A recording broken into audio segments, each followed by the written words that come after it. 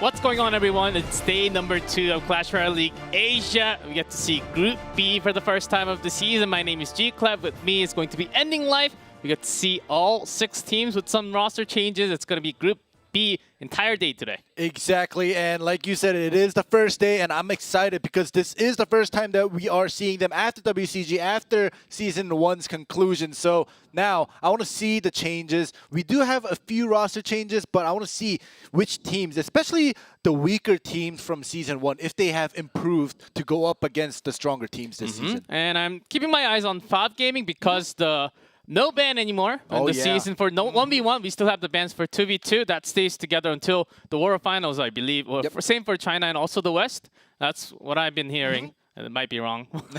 I can't be sure for 100%, but that's what's going to happen. Very, very likely. And the ban did hurt, especially Jack from FOB Gaming. So I think that's one of the part where Jack will come up for 1v1. If he keeps on winning, like Benzer from Group A, no one else can kind of beat him. If no one can stop him, I mean, they can't lose. Yeah, that's a very good comparison because I was on Thursday, I was watching Group A and no ban just allowed Benzer to spread his wings and just play the same deck and just constantly winning over and over. So that also might happen with Jack, like you say. Yes. Let's take a look at the overview. It is Season 2. It's only the beginning, very beginning of the season. We go until November 2nd. We go through the entire season. Matches within the groups. Group A only plays within Group A. Group B only plays within Group B. And then until the playoff where they faced each other. So we drop the bottom 2 teams of both group. And then we have the playoff with the 4 teams from Group A and B. Yeah, and you know, exactly when we get into playoffs, that's when the double round robin finishes and finally teams and players from Group A's and B play together. So that's going to be another interesting climax that we can be waiting for. This is the prize pool plus the rules that we have. The rules are basically the same except for the no ban starting the 1v1s and the King of the Hill like G-Clef mentioned. The prize pool you guys can see for yourselves. Yep. Almost the same from last season. The changes highlighted in yellow so you can basically see. And the entry, of course, it will be the same if you play in 2v2. You cannot play on the 1v1 set, but you can still play on King of the Hill. So those will be the same tiebreak rule for every single game. We take the lowest amount of HP on the Princess Tower, even though there's no actual crown count. That will be the decision. Yes, and today we have group number B. Group number B. Yes, we do. So I was looking at the numbers. And it looks a little funky, but you can see the numbers right here. Game with Sandbox Gaming, Ogenentus, Brenny Sports, FOB Gaming, OPGG Sports. All 6 teams will be playing today, so I'm pretty excited. Who will be the first one to play that 2v2? Are they going to stick with that 2v2? And the 1v1 player, I think first match, they just stick with the star player, the ace player of the team. I think that's what we're going to see today. Yeah, and you know, there we go. Today's matchup, I think the first matchup, like Group A, this might be one of the, the climactic matches that we get. Unfortunately, it is Game 1, Game With versus Brenny Sports, then followed by Sandbox Gaming versus FOB Gaming, and then Ogenentus, OPGG Sports to finish it off. Yeah, Brenny Sports actually got a big roster change, so I'm excited to see what's going to happen against Game With. Supposed to be the best team in Group B, also the runner-up from last season. So let's see how that's going to work, especially for 1v1. I don't still know who it's going to be for 1v1. We'll have to see, because Game With, they got Roll-Up-Around, KK. Oh yeah. You know who's going to come up for 1v1, and they're pretty strong players. Exactly, and you know, at the end of Season 1, we did see a lot more of Roll-Up-Around compared to KK. So I'm still in my thoughts, is Roll-Up-Around going to be coming out? Is KK going to be coming out? But either one, whoever comes out, we know that they're both a strong 1v1 player. Certainly, and this is the reason why Game With has been climbing really hard. even though there were some shaky moments in their 2v2, their 1v1 was really strong. And when we take that further, if they go to the King of the Hill, if Rolaparan and KK comes out together, it's going to be a mess. It's really hard to beat both of them in that 1v1, even though you just have to win one game. What's happening here? I mean, that was a little too close. Anyways, yeah, that was close, and they're laughing. They know what's up. But here we go. We got Bren Esports on the screen. Trainer Ken, Poo-Poo, Manong GP, and Jai. So Poo-Poo has joined Bren Esports here. Yeah, Poo-Poo, aka Chief Glenn from Season 2 of 2018. No more Noim Sai and Toby Spirit Hawk, who played last season. They're out of the team. And it's just going to be the 4 players, what you see on the screen for the entire season. Let's see if they stick to the 2v2, because Bren Esports has been known as a really strong 2v2 pair all the time, struggling to find the best player on that 1v1. Yeah, we'll see if Poo-Poo or anybody else that has replaced him, who will come out for that 1v1 to kind of carry the rest of the Bren Esports burden, because like you said, the 2v2s in Bren Esports are pretty solid. So that 1v1 and the King of the Hills, we'll see if they'll be able to make that up. Yes, and they really need to grab a win on 2v2 because it's about to come up, and it's KK. That's the problem. Bren Esports, they have to take that 2v2 in order to win that 1v1, and also maybe to take it into the King of the Hill. Trainer Ken coming out, I think they have a plan here. Maybe sniping onto KK. That could have been the decision of, you kind of expect the similar decks to come out. You kind of understand the style from last season. But KK is one of the best players of the entire tournament. So can you exactly prepare a deck without a ban card and win against him? Yeah, but if you think about it the other way around, without the ban card, you may be able to predict what your opponent is going to bring out in their comfort zone. So maybe, just maybe, Trainer Ken has prepared a counter deck for KK. But before we go into that 1v1, we do have Yakitori Yuhiro banning Baby Dragon, Jai, Manong GP banning the Tornado. For 2v2, saw a lot of Graveyard, and Pono's playing a lot of Golem, but lost though too. And the rest, Graveyard, Giant Skeleton, and a few more. Not at all of Lavas actually coming out on 2v2, which is really common in the other region. Like, I'm talking about China, of course, that's the only other region going on. Maybe I'm expecting to see a few more Lavas at least. 2v2 Lava is super common. It's banned all the time in China. So far, we haven't seen it, but it was only one day. So I'm expecting to see a few more at least. But, you know, one of the other reasons I loved and enjoyed Thursday while you and Paper Thin were casting was we got to see so many Mega Knights. And you know how I love Mega Knights. And I don't know, maybe in Group B, especially in 2v2s, we may see a little bit of a different choice in decks. Like Lava might come out more often compared to Group A. So we'll have to see when we get into the game. But Baby Dragon's banned, so... Baby Dragon banned, however, Tornado banned, so Lava is still viable, I think. Yes, Lava only came out when Tornado was banned. If Tornado is allowed, you can't really get the perfect damage with the pups because you just drag everything from the air. And if you double Tornado, just solid no damage, that's going to be the tool. Tornado is allowed. Let's see what kind of decks. Bren Esports choosing a lot of heavy decks, we know that for sure. Lots of Princes, Dark Prince, and even bringing Giant for lighter decks. Let's see what they go for this time. Game Weight, they're also really strong 2v2. Might be a different style from Japanese players usually, compared to Southeast Asia and the Korean squad. It's the first day. Who knows what's going to happen.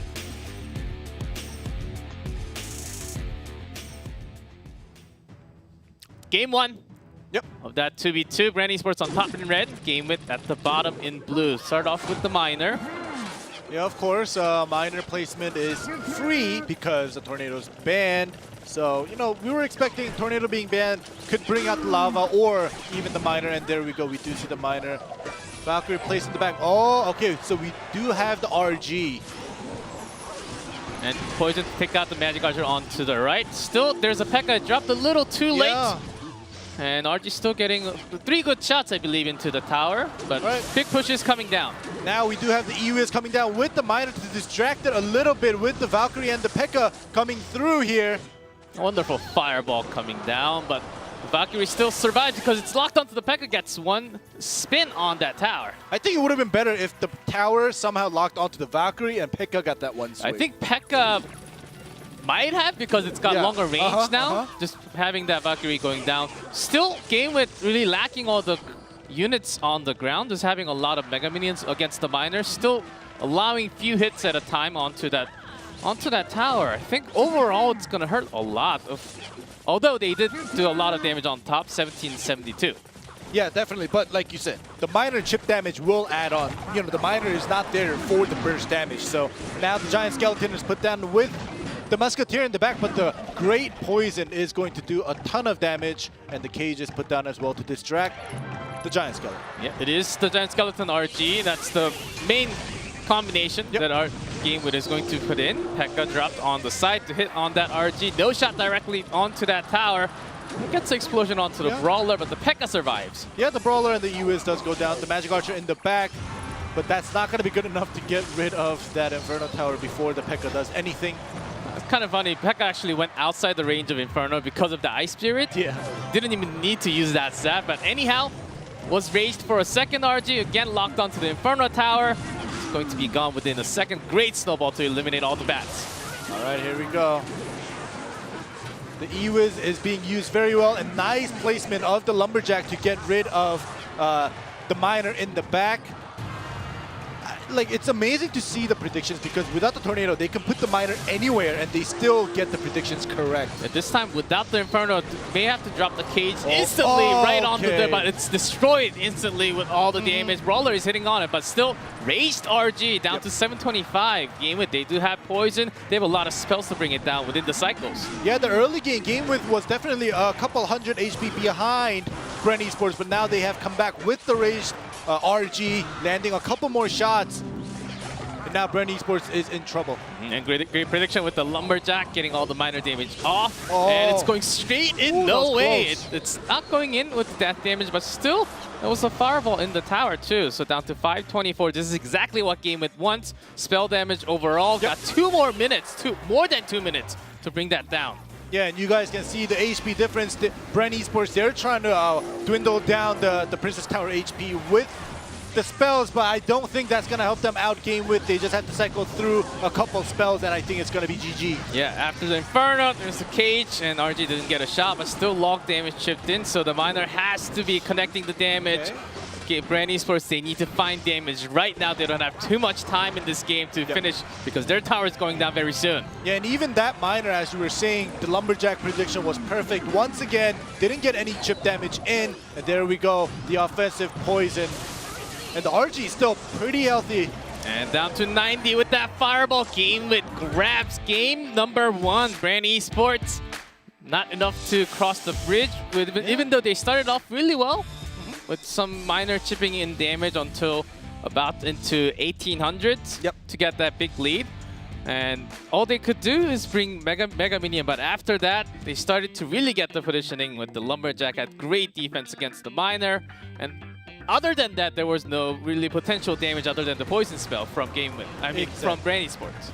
Yeah, and you know, if Gamewith made a mistake with the predictions with the Lumberjack against the Miner, I think it was at least 3 to 4 times where the Miner had a chance to do the chip damage.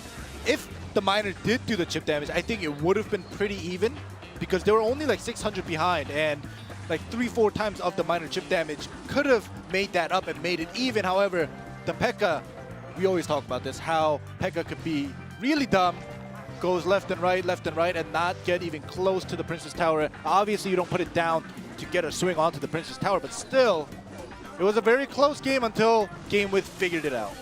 Yeah, it was tough when Cage was burned down always from all the backup units and RG in just a split second. And Inferno Tower, of course, after the nerf, it is not the same. We can just feel the strength.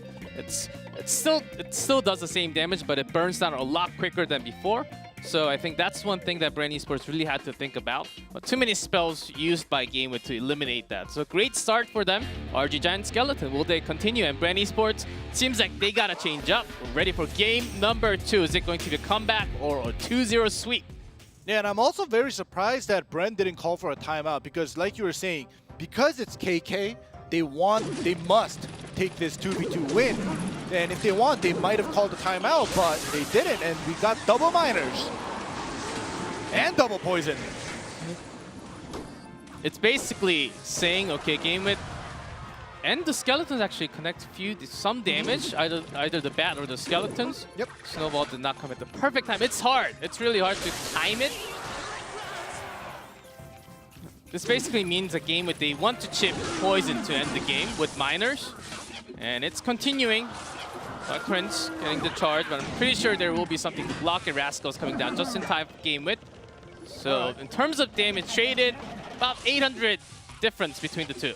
Yeah, definitely. And even with all the damage traded, game with maybe it seems like they're a little bit behind of Elixir, but with all the value that they got out of the push, the first initial push that they got, I think it's definitely worth it.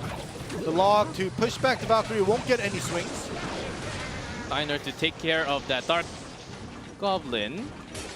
Nothing else. Game with, they're defending it with really efficient Elixir use right now. All right, game with, they're lacking in Elixir actually. They want to put more down, but the P.E.K.K.A. is going to connect. Oh, that my goodness. is not enough to actually get all the damage. P.E.K.K.A. just walking straight in. Great zap and snowball used right before to eliminate all the small units like the bats in the air and all the skeletons coming in. Yeah, the moment I was saying game with, even though they're lacking in the Elixir, they got the initial push and they got the damage done. Right after I say that, their first Princess Tower goes down first. But now Brand Esports definitely switching things up a little bit, knows what they're doing. Yeah, even without a log, Brand Esports were able to actually get through all the Rascals. Yeah. And all the small units in the ground. That's amazing how efficiently they're actually using all the spells for. Yeah. Oh We my had goodness. to spend the log onto the right side. Okay, that's a little bit too much, and this poison is going to do quite a lot of damage. The skill barrel, the double skill barrel is crossing the bridge. However, Brand Esports, they have abundance of elixirs. They can defend this without a problem. The miner and the poison will definitely do the chip damage, but still, that's not going to be good enough to bring down the Princess Tower. In 30 seconds, about 1,000 to go for a game with for them to come back. But already starting to do some more damage onto the right bottom for Brand Esports. They're pushing both ways. Dark Prince and P.E.K.K.A. Not likely going to connect to the King Tower, but game with, they gotta come up with a plan right now. And the miners perfectly defended by the skeletons now. Yeah, we do have the double skill barrels, double miners going in from game with, but we have 4 seconds left. The double poison. With that E-Wiz dropping on top of those skeletons, Brand Esports really feeling it. I mean, the story of this second game was Electro Wizard, I think. Leading all the bats with the spawn damage, leading all the skeletons with the spawn damage, plus they had the zap, snowball. So to deal with all the small units on the ground and the air, I think they had exactly what they needed, even though they didn't really have to use the log at all. Yeah, and even after the first Princess Tower went down, Brand Esports, they pressured the right side with the Miner and the Valkyrie with the snowball backup, getting rid of the bats, forcing game with to spend more elixir defending on the right side so they can't push on the left side. And I think that was, you know, it's like one of those things, offense is the best defense kind of thing, where Brand Esports, they were just keep pressuring game with and didn't allow game with to actually prepare a full-on attack. Yes, I think game with really wanted to have that Dark Goblin to defend a little more, but great positioning, just sending it perfectly right onto that Goblin for the Miner to take care of everything. Brand Esports, this game, changing up a bit, not just a bit, a lot more compared to game number 1. And we are tied. And no timeout's been called, only 10 more seconds to change the deck before going to game 3. Yeah, and now already, compared to Group A, it's different. Group A, we've been getting just 2-0, 2-0 clean sweeps, but now it's getting close, and we'll see who will take the first victory of Group B here. It's really close. Again, a battle of miners, but last game, E-Wiz really brought it down. P.E.K.K.A. reaching to the tower can't be done at all in 2v2. It's really hard. Ready for game number 3. Let's see who wins this 2v2.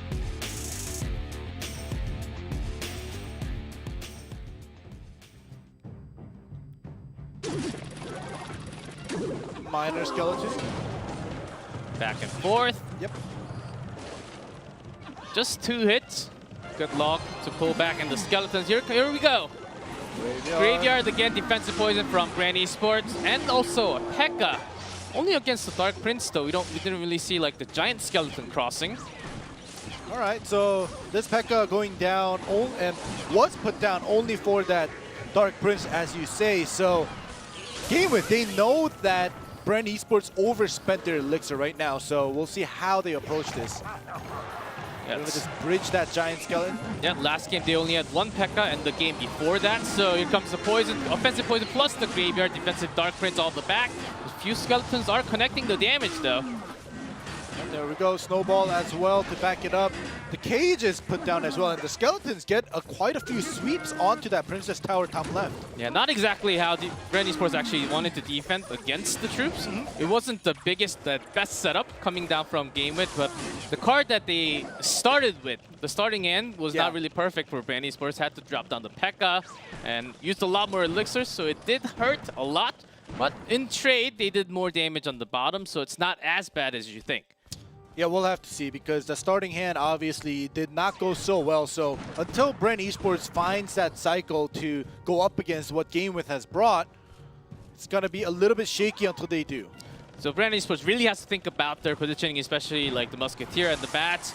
Even the Cage, likely with the Graveyard, there are lots of freeze combo happening in 2v2. GameWith, not as much, but you do have to think about that. And the placement, one freeze with those skeletons can change the entire game. All right, there we go, Graveyard. The P.E.K.K.A was put down to defend against all the freeze as well, like you say, forcing Brand Esports to spend more than they wanted. Even a Zap plus the Snowball on that Graveyard. Yeah. Just a few more elixirs, and also GameWith got like four, 5 connections with those skeletons. So not too bad. And in trade, Viner at the bottom, and an offensive poison again. So this one's going to connect a little more. Yeah, this chip damage that's coming through from GameWith is going to definitely hurt them. Oh, Giant Skeleton locked onto a P.E.K.K.A. It will get the death damage that's crossing all the way. Oh my goodness. Gets everything blown up right there. Yeah, but you got to remember, Brand Esports, they're also using a lot of offensive poisons. So the 700 HP versus the 900 right now. And the skeletons with the freeze. Yeah, they have to finish the game right here, and they're going to do it with the limited amount of time. Skeleton plus all the Graveyard Skeleton plus the freeze. The key to winning the 2v2 game. Sometimes it doesn't work, but in this case, they were able to really get all the units across the bridge and finish the game. Yeah, and it felt like GameWith, the moment they saw the first P.E.K.K.A being put down for that Dark Prince, they knew the starting hand, they didn't have the cycle they wanted. GameWith took advantage of that. They kept forcing cycles, and there was moments where Brand Esports did match the Giant Skeleton with the P.E.K.K.A, but still, that was not good enough. We saw the big explosion take out like 4 or 5 big units, and when they see that, they know they once again have the upper hand. What a great game. I mean, Brand Esports, they also had Valkyrie to work against all the skeletons. Yep. If you just have Valkyrie, it's totally okay. You take out all the skeletons coming out from the graveyard, but once that freeze hits, it's always going to catch that Valkyrie along with the Princess Tower. So you really had to get something else on the back, like the Musketeer, but for them to set up an attack, it's really hard to time it after. So Brand Esports, they were kind of caught against the graveyard freeze here. Exactly, unless they somehow predicted the freeze time and just put it down like a split second after that, which did not happen. So they were having a hard time with the Graveyard Freeze, the Graveyard Poison chip damage, and unfortunately the damage just kept adding up, because they were actually doing a very similar thing with just the Poison to GameWith, but it was not good enough. Yeah, Poison and plus the Miner. Miner was actually left alone for such a long time, even though we catch all the action on the top and the bridge. Brand Esports, until the last like 20 seconds, they actually got better trade. They were actually doing more damage to the bottom left tower all the time. This is game 4, so keep on watching it and how the numbers actually go down. Brand Esports, they send out all the defensive units, and in the middle of the day, just send the random Miner all the way on the back, making it really hard for GameWith to actually defend. So look at this, and the placement, and great mind tricks there. Not really getting the Dark Prince at all. All right, this was that freeze that we saw that finished the game, but what G-Clef was talking about was skipped a little bit behind with the Miner doing that free damage. But either way, I think it was a pretty close game, all in all. So good try to Brand Esports. It was super close, but now this is the bigger problem. Yes. Look at that. It's not just K, it's double K. Yeah. K to K squared. Yes, K to K here. Yes. This guy's pretty good. Yeah, you guys can see for yourselves on the record. We don't even have to say it. This guy's really, really good. Like, I can't do math, but 7-1 is a pretty high win percentage. It's like 80-something, I'm pretty sure. Maybe higher than 80-something. It's probably close to 90-something. Yeah. And here we go. We have Trainer Ken going up against, and you know, the reason that we were talking about how maybe Trainer Ken has prepared something for KK, because as you can see, in the previous season, he did not play a single 1v1. He played 3 games of King of the Hills. Obviously, you can see he's that 2v2er in the previous season. So, Trainer Ken coming out up against such a strong 1v1 player. I'm very excited to see what he has prepared.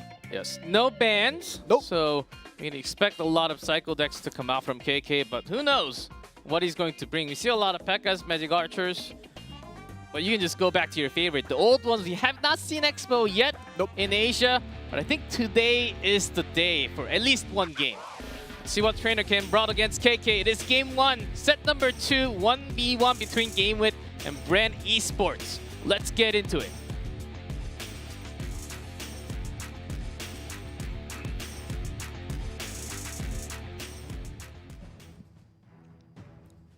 Good luck. Yep, starting it off with the good luck. We'll see if Trainer Ken can stay a trainer. Maybe he'll turn into a student Ken. And also KK, after the finals, using his favorite Goblin Barrel at the final game and losing against the opponent, we saw his expression. He was really down after losing it.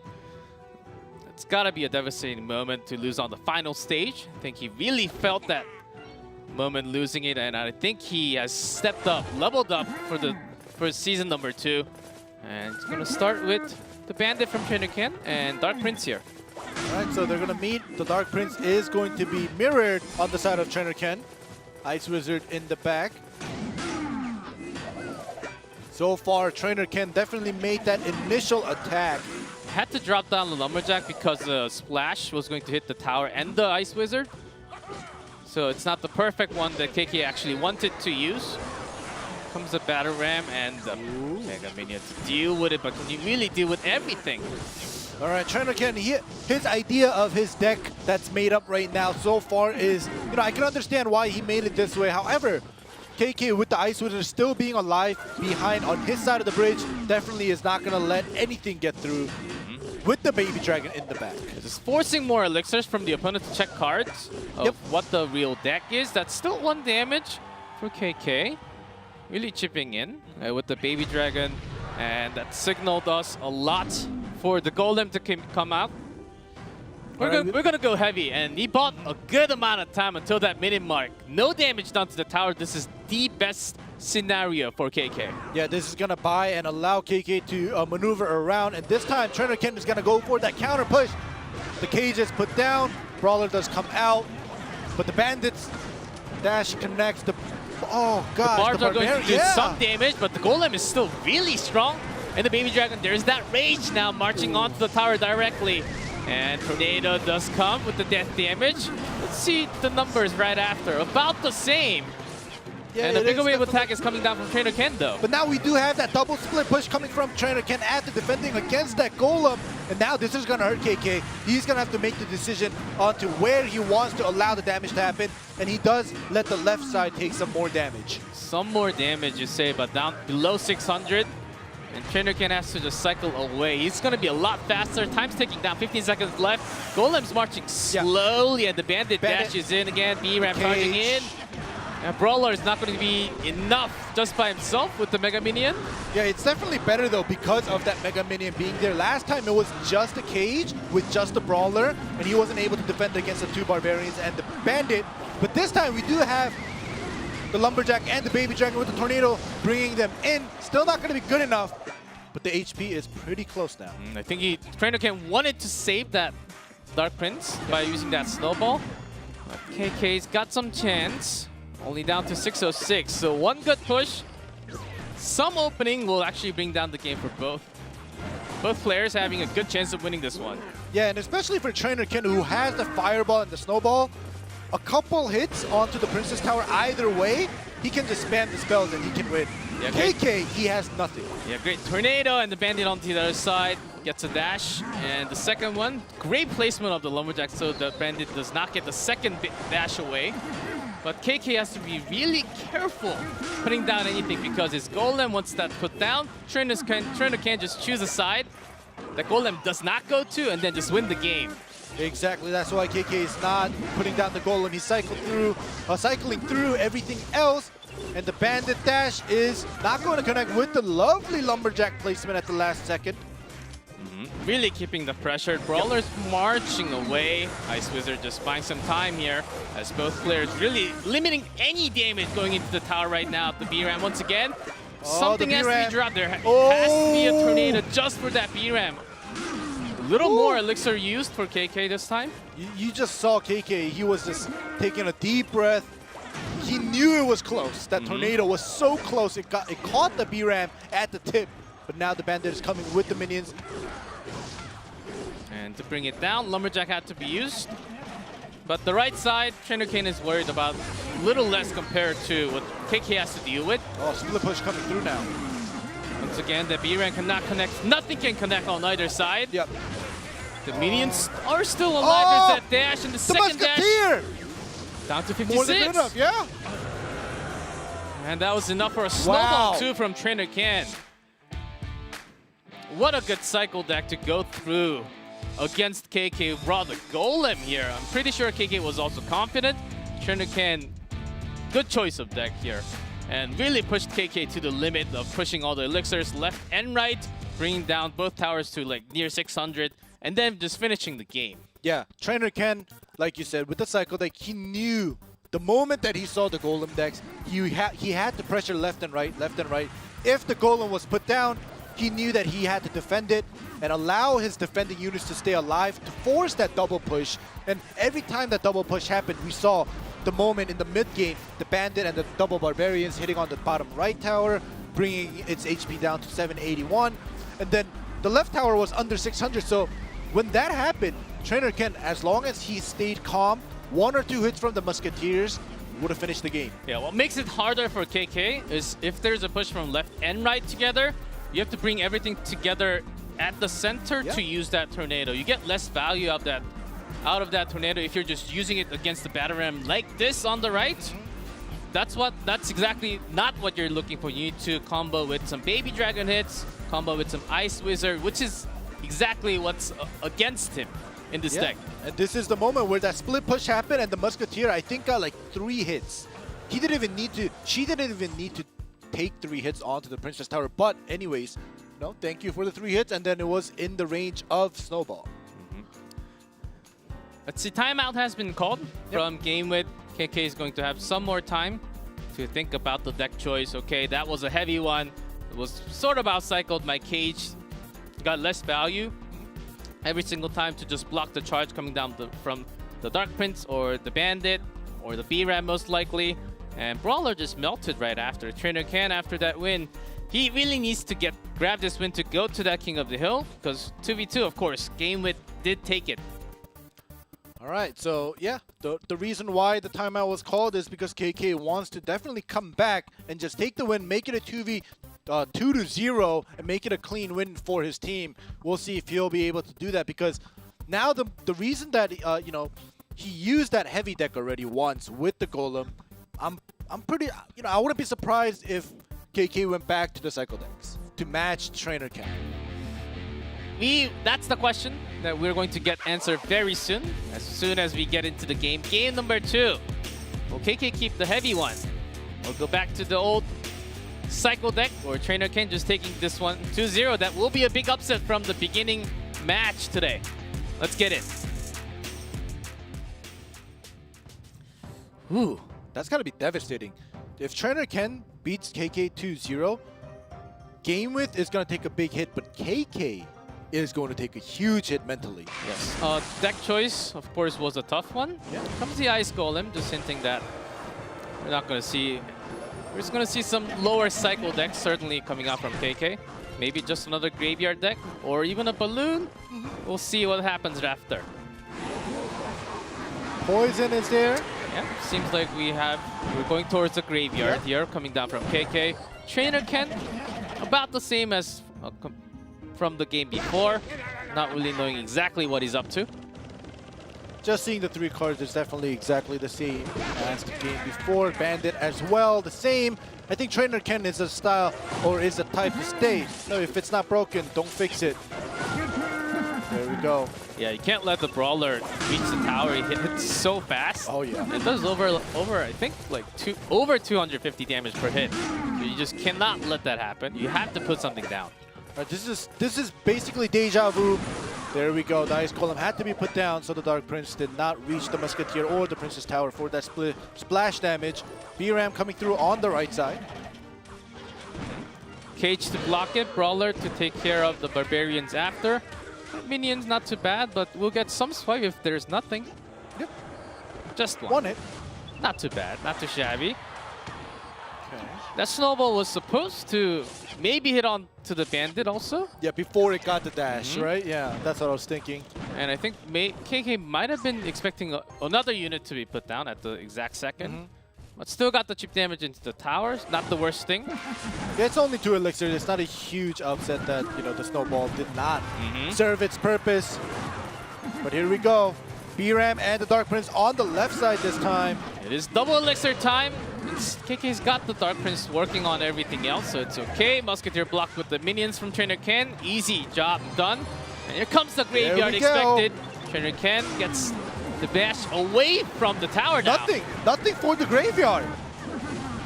Right now, Trainer Ken was focusing so much on the bridge that the graveyard did so much damage with the skeletons popping out. It wasn't distracted at all. Trainer Ken expected that Bandit to go towards the graveyard, but another unit coming across the bridge was a little bit closer in distance. Yep.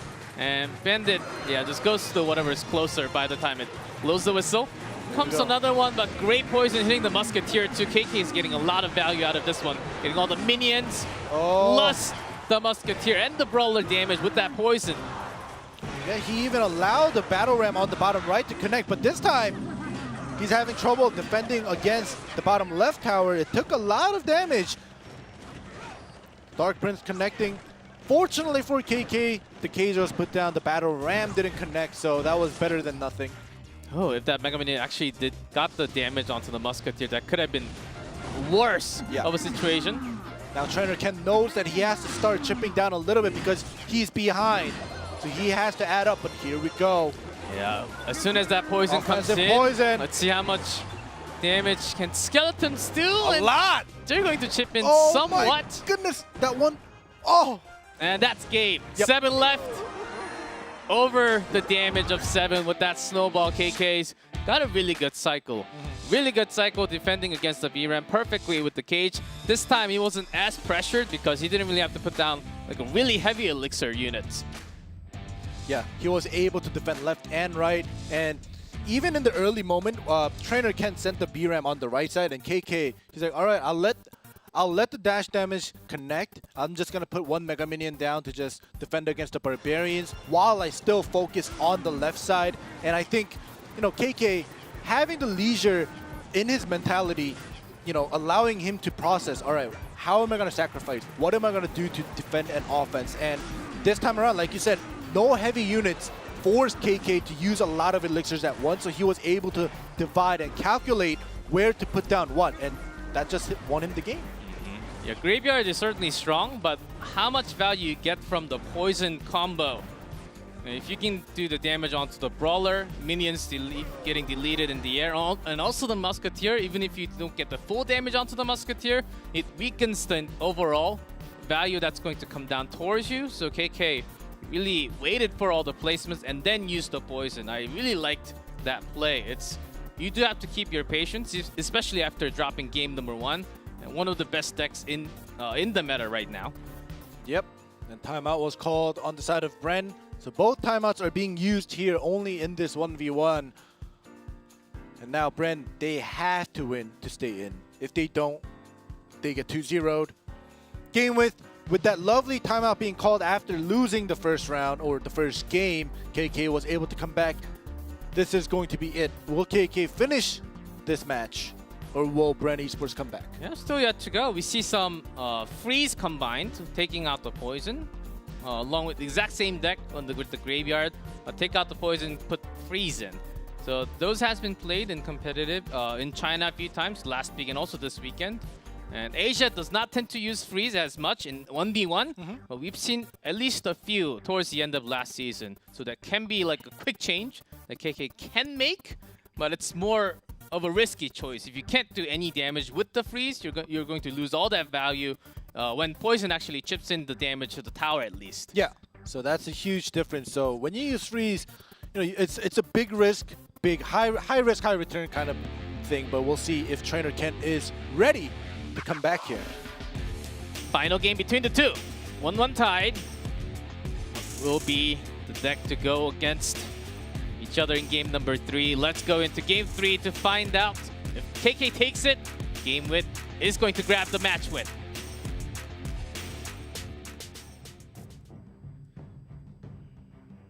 Trainer Ken. Quick cycle decks will be okay for him too. Like we can see Hog. I'm expecting a few more mini to come out. All right, you do have the Furnace down. Oh, good. The Fire Spirit is connected to the tower. There we go. The Ewiz in the back. All right, so both of them, they definitely swapped out their whole deck. They cleaned it out. They brought a new one. And do we just go back to the regular favorite RGs? Oh gosh, that's what I was thinking. Seeing the Furnace, seeing the Ewizes, but we'll see. And also for Trainer Ken, oh, good. Ooh, Ewiz getting all the damage, but Bandit is the one. Yeah. Quite swifty, going left and right. That's a good dash in. That was definitely a Ninja Bandit right there. Just getting 3 dashes, getting 3 kills, 3 hits. Yeah, that's the best feeling when you're playing a Bandit. Yeah. And this also takes no damage, goes through the log. That was pretty good. strong unit. That was refreshing to see. We haven't been able to see a lot of those Bandit dash connects back to back to back in competitive. Fire Spirit's connecting again. Also having that poison is going to help out Trainer Ken a lot, deleting the Fire Spirits and the Furnace. That's a good value traded. Even though he started off worse from the Fire Spirits, but that was about it for the damage. All right, here we go. We still on both sides staggering the units to see and trying to force out the huge units, the key unit from both sides. They're both hiding it. They're both not using it. There we go. Finally, the P.E.K.K.A's put down. I don't know. Now this is the go sign. After KK defends against the P.E.K.K.A, probably the RG will be put down. And great position. Getting the minions in the air too with that Fire Spirit. But the Bandit, the B-Ram on the left will be the problem. Charges into the tower. Even the Barb, defending Barb is gone. Still 2 Barbs, has to bring down the E-Wiz. Yeah. With that 4 Elixir, that's a lot dropped on the left. Yeah, and also with the P.E.K.K.A being put down, KK put down the Furnace, but he didn't want the Furnace to go down by the P.E.K.K.A hit right away, just like it happened. Another dash onto left, plus 3, 20. So it makes it about even, making it easier for Trainer Ken to choose the side, left or right. He's pushing both sides. And once again, the P.E.K.K.A, it does connect to the Furnace. Yeah, it brings it down. Still alive. Dark Prince is going to charge in before the Furnace connects. Man, this is a lot of damage happening left and right together, down to 442 and 703 now. Is Barb coming in time? Just in time, but still gets a few swipes. Yeah, and even with the initial, the Barb Barrel being put down, the Dark Prince got the splash damage, bringing down the HP even more. And finally, the RG does come down. KK realized that he has to force something. He has to force and make this game his pace. However, and Ewiz just goes to the right, and that's less of a unit to defend against the P.E.K.K.A and the B-Ram and minions all together. Trainer Ken is having too many units going down on the board. That then light together. KK, can he do it? The minion! Sweeping, that's 21 with the poison, more than the damage he needs. Trainer Ken is going to bring KK down tonight. Wow. So Trainer Ken definitely trained, and he knew what he was up against. He knew that his opponent was strong, so you can tell that he prepped so many different kinds of decks for different situations. Oh my goodness, the split pushes that Trainer Ken has been doing today, just amazing. Yeah, on the other side, I think Trainer Ken really focused on practicing his P.E.K.K.A B-Ram. Yeah. So he can go up against anything. Whatever KK brings, I really worked hard and practiced against every single deck. I believe I can do it. That's why he was just switching a few spells, and that's about it. Not too much. at all. Really making that work, and KK was really... He just went back to the good old same old RG with the Furnace. But you know, if you played against a specific deck like 2 million times, you kind of know how to deal with it. And if you have a P.E.K.K.A against RG, and Trainer can even put down a P.E.K.K.A before RG came down, I mean, that's the time you want to hold your P.E.K.K.As just in case an RG comes down onto the other side or something. But Trainer can really forced Elixir use of KK by using the Battering Ram onto the left at the same time. So understanding what KK has in his hands, just not giving him any other options. Yeah, you know, I was just about to mention the moment where Trainer can put down the P.E.K.K.A first, but that P.E.K.K.A, if it died without getting too much value and the Furnace that KK put down staying alive, I think that would have changed and made it a little bit different for KK, but the P.E.K.K.A was able to get the very new Furnace down, get the hit onto it, so it basically forced KK to waste 4 elixirs. Right here, this is the moment where the Furnace was fairly new, and the P.E.K.K.A just gets rid of it, and like you said, the split push with the Battle Ram, forcing KK to split defense, and it did not work out too well for him. A tough moment for KK. You can bring down the RG and drag it to the other side, but there were too many units. Yeah. Just coming down. It was one tough moment, and Trainer Ken really happy about the win. Great play. I mean, bringing down KK in an opening match for the team. Oh, yeah. Brand Esports, they're pretty happy, even after losing that 2v2. So now we go to our first King of the Hill for the season. And look at that. No Ulaparan, of course, as Blossom was sitting at the bench. Yakitori, Blossom, KK for game with Pupu, Manong GP, Jai coming in hot for Brand Esports. Who do you think is going to take it? I don't know. Just looking at the roster, I still feel like wherever KK is standing, it feels stronger. But Brand Esports with Pupu coming in, like you said, I think Pupu might be the one to kind of switch things up, kind of surprise game with. So I think Brand Esports has a possibility of taking this King of the Hill. Yeah, from what I remember, Chief Glenn used lots of heavy decks, not just Golem, lots of double prints. We'll have to see. Blossom did not get to play too many games last season, only a couple, a very low amount of numbers in games. So we will see what he brings out. Well, team kind of did hint us that Blossom will be playing a lot more this season. Let's see. If he's playing a lot more, if they hinted us, then he's got to be good. It's got to be the results from the practice. Exactly. So, you know, you never know though. The team hinted us that he'll be playing a lot more, or they'll give him the chance to play a lot more if he does well. Because if he doesn't do well, if he doesn't perform well, obviously, they have the members to kind of swap out. Like we said, no Rollaparan this time around.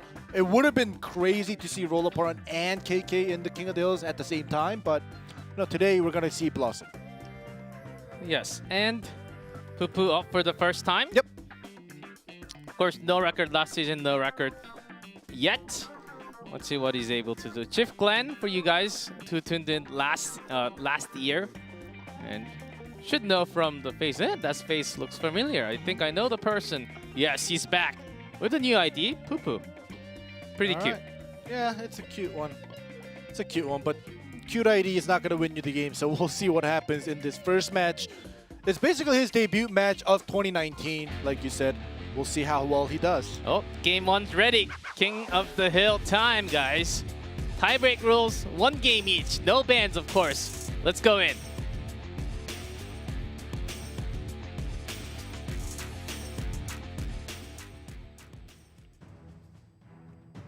Then Season 2, Clash, Royale Asia, and also Season 2 in game. So we match. Yeah.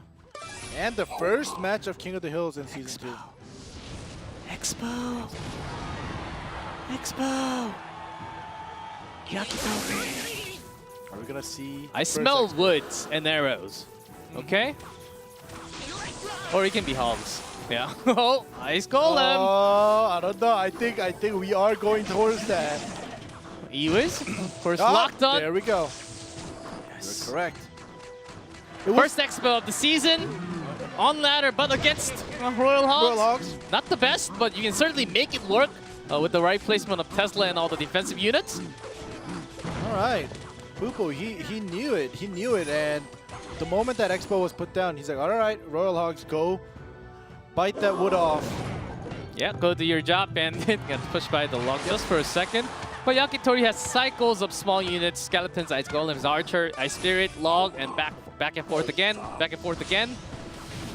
Ah, that was a mistake that even I don't make. I'm sorry, Yakitori, but that was a huge mistake right there. I make it, but that was a painful mistake. Of course, this jump did not connect into the Tesla, so that buys some time. Okay, let's see how long this golem can survive. Not too long. Magic Archer, after this, connects to the tower. Forces out, so it connects to the Archer, so it removes at least one shot away from the tower, but that was 2 more elixirs Yakitori had to use, all coming down from the fireball. Yep, that was a huge mistake. We'll see if Yakitori will be able to come back from that fireball use. But still, I'm pretty surprised that even after the fireball mistake, still only took like 400 damage.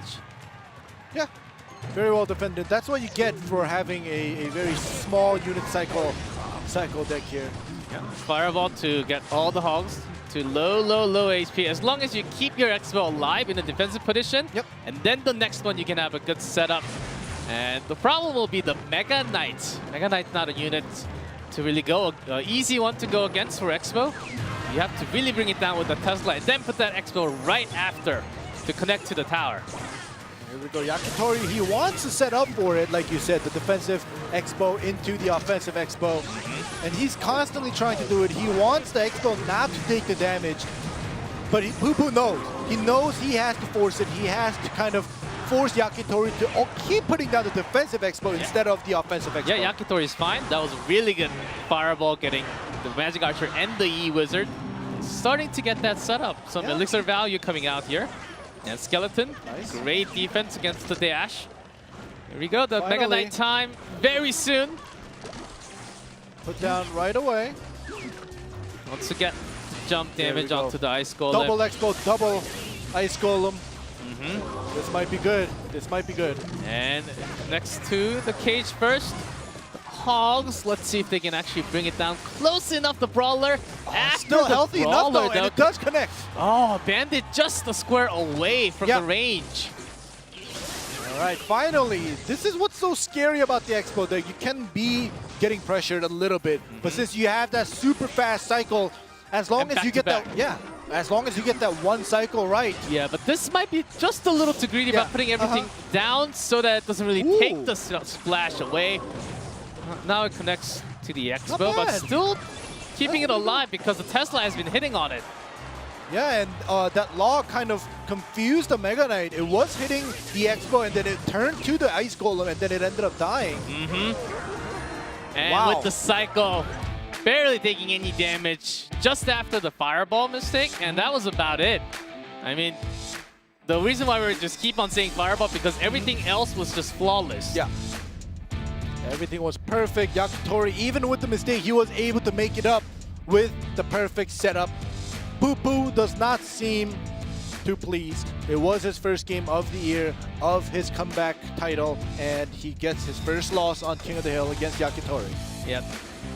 The reason why Expo, the regular, not the Ice Bow, the regular traditional classic Expo deck came back is because not just against this deck, against lots of P.E.K.K.A. Ram and all the decks that's been going around, actually a really good deck to actually use in Grand Challenge and competitive right now. We were expecting to see in the beginning day also, but here we go. Finally, we have it. The reason why it's strong. And it seems like Yakitori just spamming all the units at the bridge, but he's actually not. He's thinking about the placement and just reading what's going to happen from all the AI. It was really well done. Exactly, and Yakitori also knowing now, by this time, he knew all the cards that Poo has brought out, so he knew when to put down what in what order. And just distracting the Mega Knight, even for 1 or 2 hits with the Ice Golem, definitely is going to make a huge difference for that Expo Tesla deck. Yeah, Tesla can actually just bring down the Mega Knight if you just put it at the center, both Princess Tower locking onto it, and you get some Elixir trade value. And Yakitori had a good setup with the Expo, and let's see if he continues with that Expo deck. Cycles seem to work. Manong GP is up, the second player from Brand Esports now, and after will be Jai. But Manong, not yet, of course, 0-1. He's known as one of the better 1v1 player from the team, along with Jai. Let's see what's going to happen. Yeah, One game. Last season, he was focusing on the 2v2s, and then at the end of the season, he did come out a couple times for 1v1 and King of the Hill, and we saw him win and play very well. So it's not surprising to see MotoGP come out for King of the Hill, and I wouldn't be surprised if he even wins a game. So what's going to be the choice against the Expo? You just have to think about Expo first, and then work with Yeah. I don't know. I don't know. I've seen a lot of Mega Knights go up against the Expo and do well. And just now, we saw the Mega Knight and the Royal Hog, and he was still unable to beat the Expo deck. So I'm thinking one of the scariest units against Expo is Giant. Giant Double Prince is still okay. Yeah, really have to think if Yakitori is going to change up or not. We'll find out very soon. Game number 2 of the King of the Hill. MotoGP seems ready on camera. He seems confident, I mean. yeah, he always does.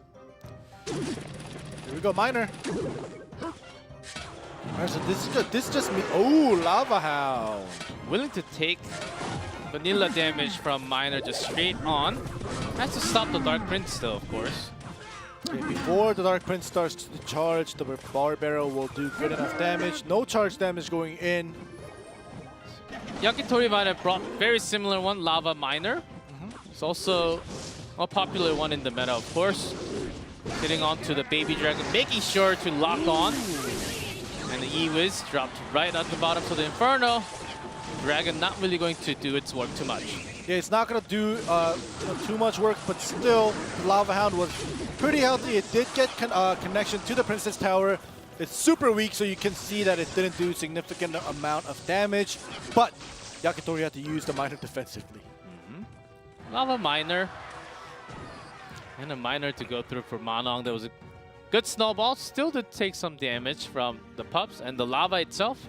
But did a lot more damage with the beginning Miner, of course. That's why MotoGP is leading just a bit. Yes, Cage was expected. All right. Goblin Cage just being put down. Not surprising. It's going to match it up. MotoGP putting it down a little bit late. Yeah, I wonder what the last spell is going to be. Yeah, with the Bar Barrel, it might just be a zap.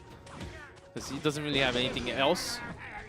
Okay, so he's going to basically put down the Mega Knight on the other side. The E-Wiz to stop it. Okay, so the Mega Knight jumps backwards. So now the Inferno Dragon gets dragged, and now the E-Wiz is able to stop it, and that's going to get a lot of value out of it. Yeah, reset damage every single time from that E-Wiz. One more, 532 from that Mega Knight. Like, MotoGP had a good read, okay? There's gonna be an Inferno. There's gotta be. E-Wiz right on top. Let's just keep on pushing down to 300. Manong's got this game certainly in his pockets right now. Mega Minion also connecting to the Princess Tower. I think at least 3 hits, That was huge. No, they're connected to the Inferno. Oh, yeah, connected to the Inferno. It seemed like it was connected to the tower, but the numbers weren't going. I thought that was happening too, but Manong already working on the right side. Mega Minion dropping down. Lava is gonna take a long, long time here. There's a fireball. The final spell from Yakitori. Needs something brilliant right now, only down to 13 seconds. The Miner nicely defended, however, he knows. Yakitori knows that it's not good enough. Yep. Snowball's poison damage is going to finish the left tower too. Oh my goodness. But does not get the damage in the final tick. Reason why Manong was feeling really confident. It seemed like a brilliant deck. Even against the Expo, we knew exactly what he was going for. Had the poison in his pocket, so works out overall. Yakitori does not get the streak this time. Yep, very unfortunate. MotoGP, props to him for prepping against the possible Expo, and also a little bit of a counter push every time he saw the Lava Hound being put down, because he knew that just the Lava Hound itself is not going to be strong enough, so he always counter pushed that Lava Hound lane.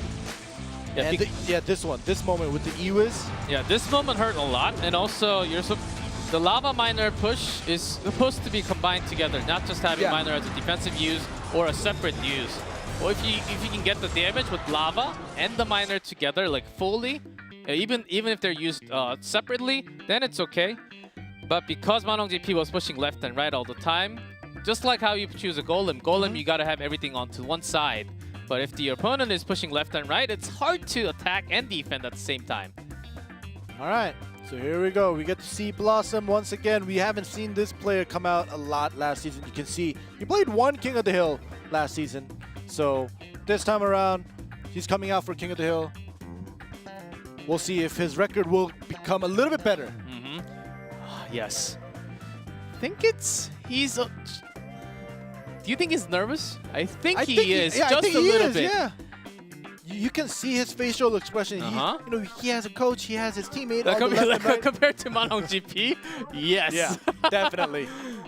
Manong GP is like, oh, there's a camera. Smile. Oh, he gave us that look. Oh my goodness. Yes, you gotta be feeling like home on stage. That's what experience is all about, especially for these young players. Like that's where their skills actually come out. Sometimes if you're nervous, you can do 110%. But you can also make a bigger mistake in that way. Exactly. Yeah, Blossoms up. Maybe it's a chance for GameWit to come back. Manong GP seems like a really strong 1v1 right now. We'll see game number 3 happening right now. All right. And Blossom brings Expo once again for GameWit. Oh, are you predicting that already? Maybe. If you're right, I'm going to bow down to you. Royal Ghost. Never mind, no Expo. Watch it be Lava Miner again. Yeah, just cycling Zap because he had just leftover elixirs to go through. The Bandit, this could just be traditional what you see with the Royal Ghost. With some Ram or P.E.K.K.A. Okay. Battle Ram. See a lot more Battle Ram compared to the Ram Rider. Yeah. You can just switch out either way if you're using, depending on if you're using the P.E.K.K.A. or the Mega Knight also. All right, so a huge push coming on the right side. No further ground units coming in top though. Oh, defensive miner. Gonna be good enough this time, but still, like we always say, whenever we see a defensive miner, we don't want to see that as much. Because Blossom had to use the guards before, I think that was a painful moment. He had just had to use the defensive miner. It's okay. Didn't really take too much damage. Only minion really hitting on that bottom right. Now here comes another charge. Manong GP, and certainly all the players from Brand Esports trying to cycle out the opponent tonight. Yeah. There we go, Royal Ghost goes invis. He's gonna get a couple swings onto the Princess Tower, and that's gonna hurt. Zap. 3 swings from the Royal Ghost. Does hurt.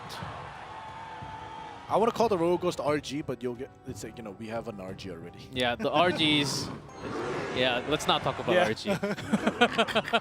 The Lava Miner. Okay. Basically the same deck from Yakitori when he played against Manong GP last game. Let's see the defense from Blossom this time. Has guards. Charge, the charge. Yeah, charge does connect to the tower. P.E.K.K.A. still swiping away onto the Brawler to survive, taking out one barb. Defensive miner, when you're playing the miner Lava, you don't want to do this, but once again, it's happening. But it's okay, Lava's still pretty strong, and the poison early use because Ewis is the only one, that's why he's also spending the Fireball to make sure. And the Zap. Yeah, make sure it connects a lot more. But see, using, at this time, guards dropped again for the Royal Ghost. But you really want to save your guards, but he has no other real good units to go against the P.E.K.K.A. And right up the guards. P.E.K.K.A. on the other side. So Cage to buy some time, but not too much. This is painful. This is painful. He has to defend this. Blossom has to defend this to counter.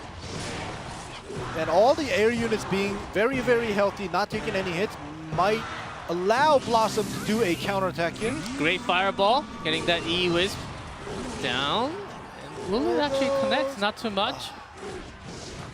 Baby Dragon pretty healthy. Yeah, it's gonna connect. Yeah, that's not too bad. I mean, the left side and the right side is gonna be about even. Okay. Problem was, I think the Royal Ghost actually got one more swipe onto the bottom left. That's why it's 970 now. Big dash and the charge into the cage, moving some damage, and the offensive poison from Manong GP.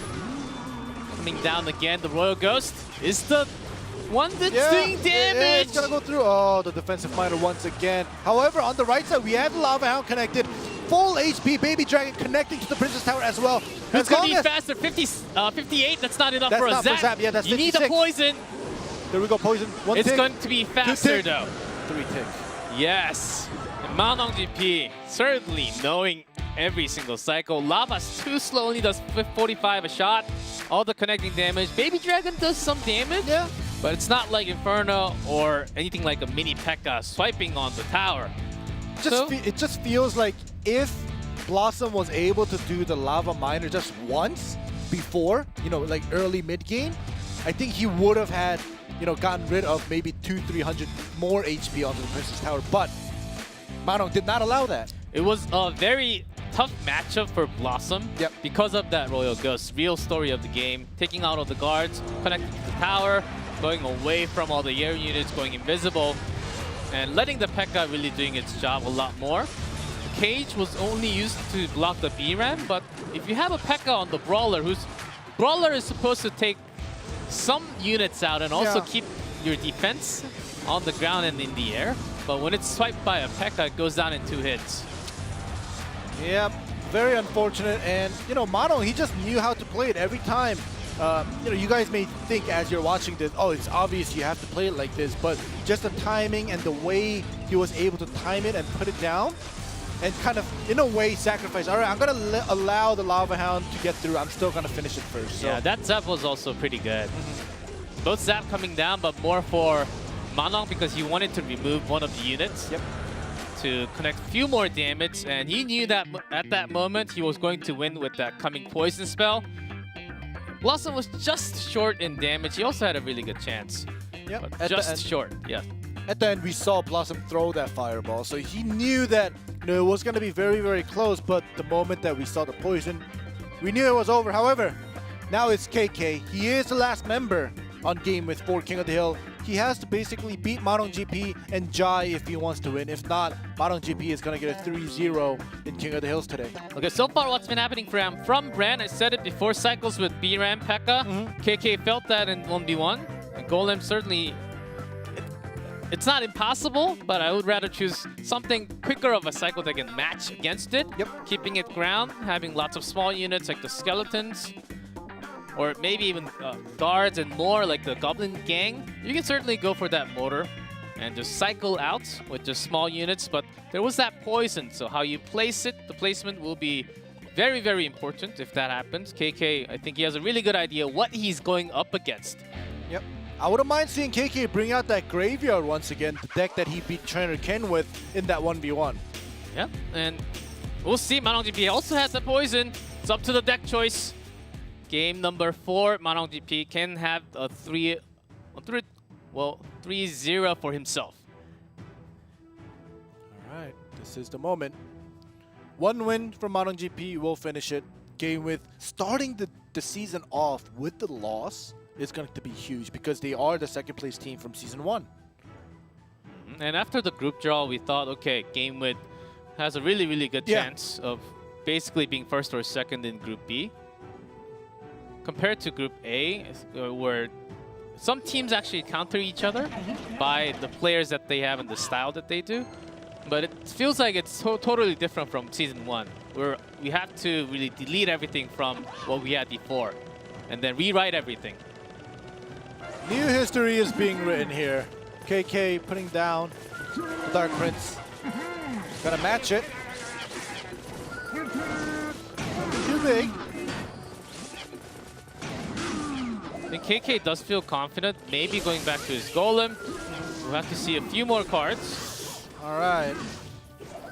And Manong GP is going to continue with the Mega Knight this time. Raged up Baby Dragon. Even more stuns, mini stuns coming out from the Electro Dragon. Hitting on to the Mega Knight and the E-Wiz, so takes care of the E-Wiz, but the jump cannot be stopped along with that minor damage now. And he's allowing all the hits to happen, and the minor is just very healthy. Okay, bought that much time. It's before double elixir time, so not really going to push the deal from KK. He wants to set up another attack, as even if you put down the Golem, it was just going to be the Golem plus the E-Dragon. I know what you're going for. Activating King Tower. No, I saw Manong GP's face. He was like, oh, he rolled his eyes. The timing wasn't perfect. It didn't activate the King Tower, unfortunately. Manong was disappointed. You can certainly make that one, but got the cage ready and some great use of that poison. Tornado not bad. Golem getting close. The death damage did not happen, but the Golem Ice definitely will connect a couple shots. Not too big. At this time, connects into the miner, so it has to drop a few more. Dark Prince is going to take care of the Brawler. Hit by hit, Mega Minion still swiping into takes care of the Prince. So that's actually a good news for Manong GP.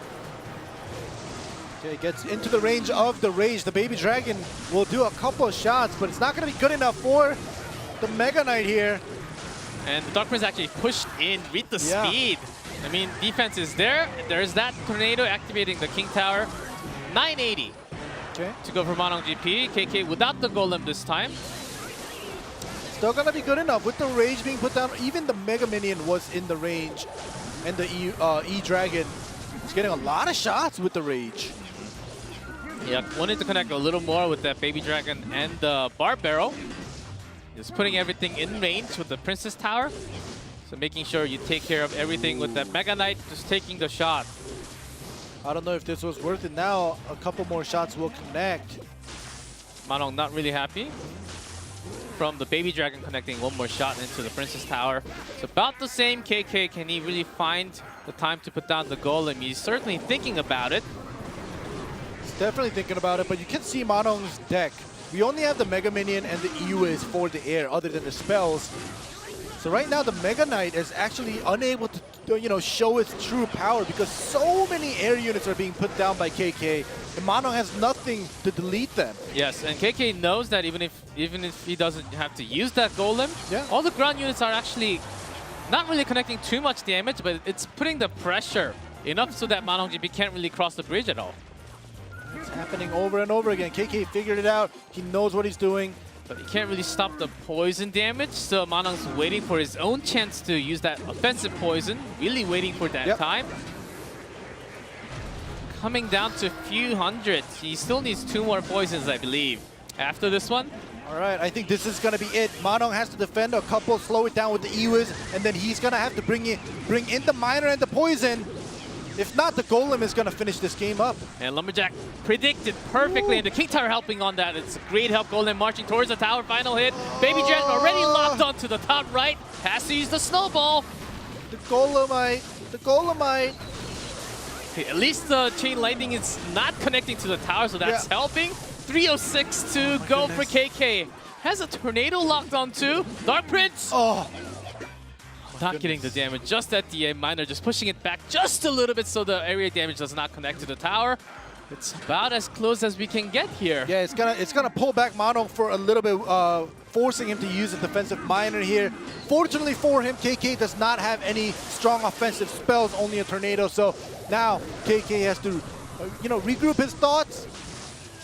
Okay, Manong wants to finish really soon. At least chip it with another poison or anything like that. KK making a huge mistake having that Tornado before the Miner. He was expecting the Miner to come a little too early. And with that poison, I think that's game. Wow. What a big mistake at the end. I mean, KK, we didn't have too much time until the time ran out. So I think Manong had the lead overall with the HP left on the Princess Tower. But that's not the feeling how you want to finish the game with, and that's the first loss. Manong GP, 3 in a row, 3 victories for himself. Jai didn't even have to play. Bringing down 3 members, Yakitori, Blossom, KK by himself. Brand Esports creating an upset.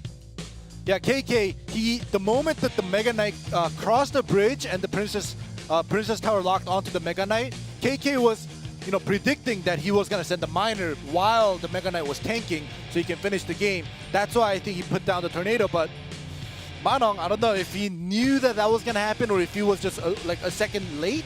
But either way, the Tornado, that was a huge, huge upset for I think KK. He was going... Sometimes if you're reading the opponent, you just go too far away from too many steps ahead. And you think maybe his finger just slipped at the end. He was waiting for the Miner to use that Tornado at the perfect time. But maybe next time, KK did not have the best result today. Surprisingly, it is going to be Brand Esports. Let's see. I mean, Brand Esports was picked, first of all, as a weaker team from the opponent. But that's it for match number 1. do have 2 more matches. Next up is Sandbox Gaming versus VOD Gaming. We will be back very soon. Stay tuned.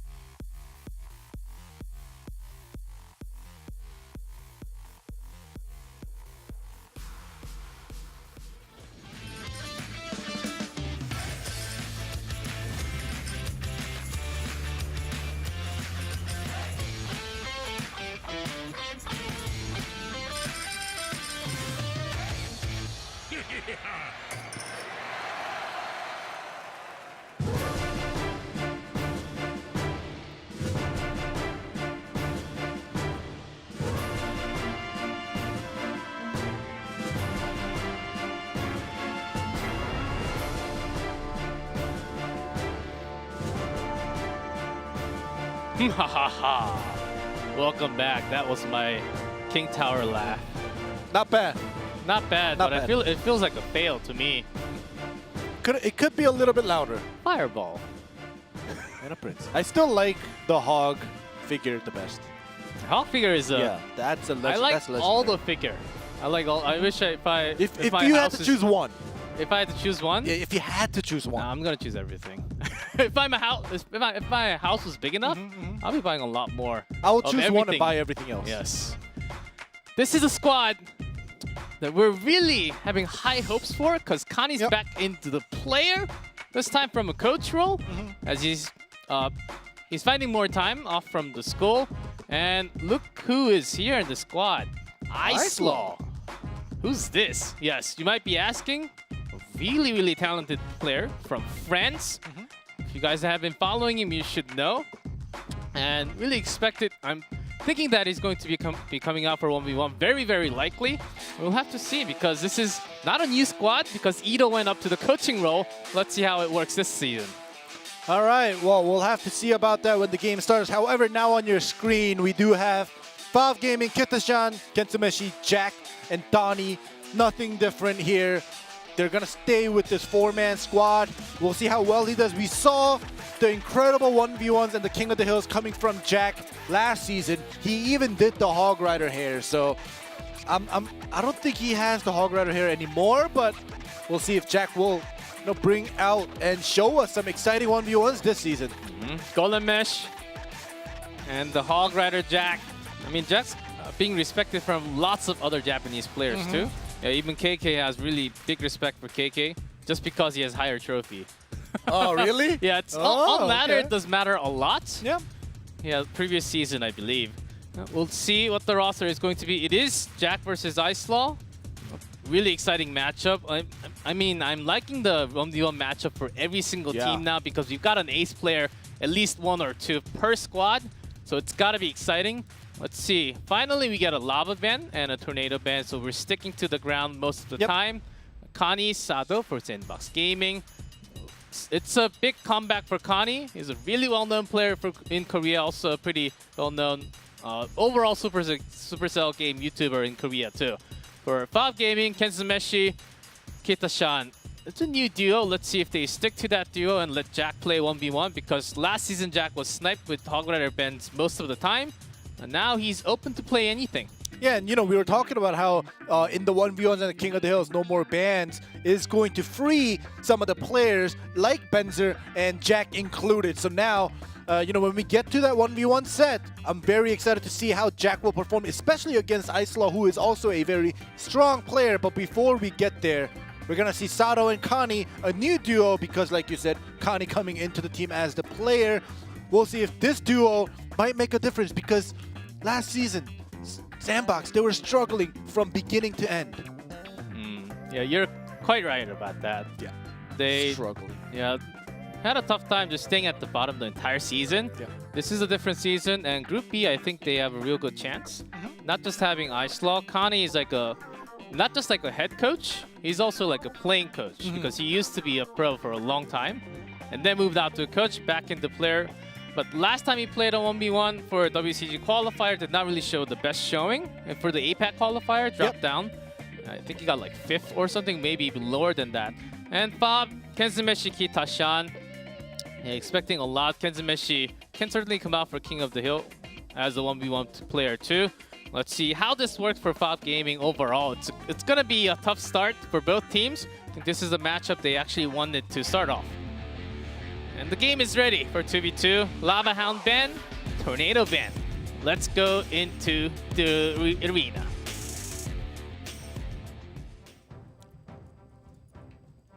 Okay. Tornado ban and Lava Hound ban. Gonna see probably some miners. There we go. Nice placements, and every time I see the tornado ban and we see the miner, every time a prediction is correct, it's just amazing because you can put it anywhere and they somehow know where to put it down to predict. It's the most likely place first, and then you do them. After that, it's just mind games. Yeah. And Musketeer, Ram Rider finally coming down from Valve Gaming. They want to go for some more pushes. Goblin Cage is ready for that setup to cancel the charge damage. The Snare is going to help slow down that Baby Dragon. It's not even near what's happening, so not bad of a defense. Okay, he's going to push the Musketeer up so that the Brawler could finish it up. And you know, we were talking about how we saw so many more Battle Ram compared to the Ram Rider, but now finally you get your wish. You do see the double Ram Rider coming from Valve Gaming. Yeah, but P.E.K.K.A with the longer range actually gets hogged and the Ram Riders without the damage. But that Snowball actually let the Brawler do one more damage onto the top right, so it was all worth it for Sandbox. We see a lot better teamwork coming down already. Perfect defense on the bottom. There's that Mega Knight.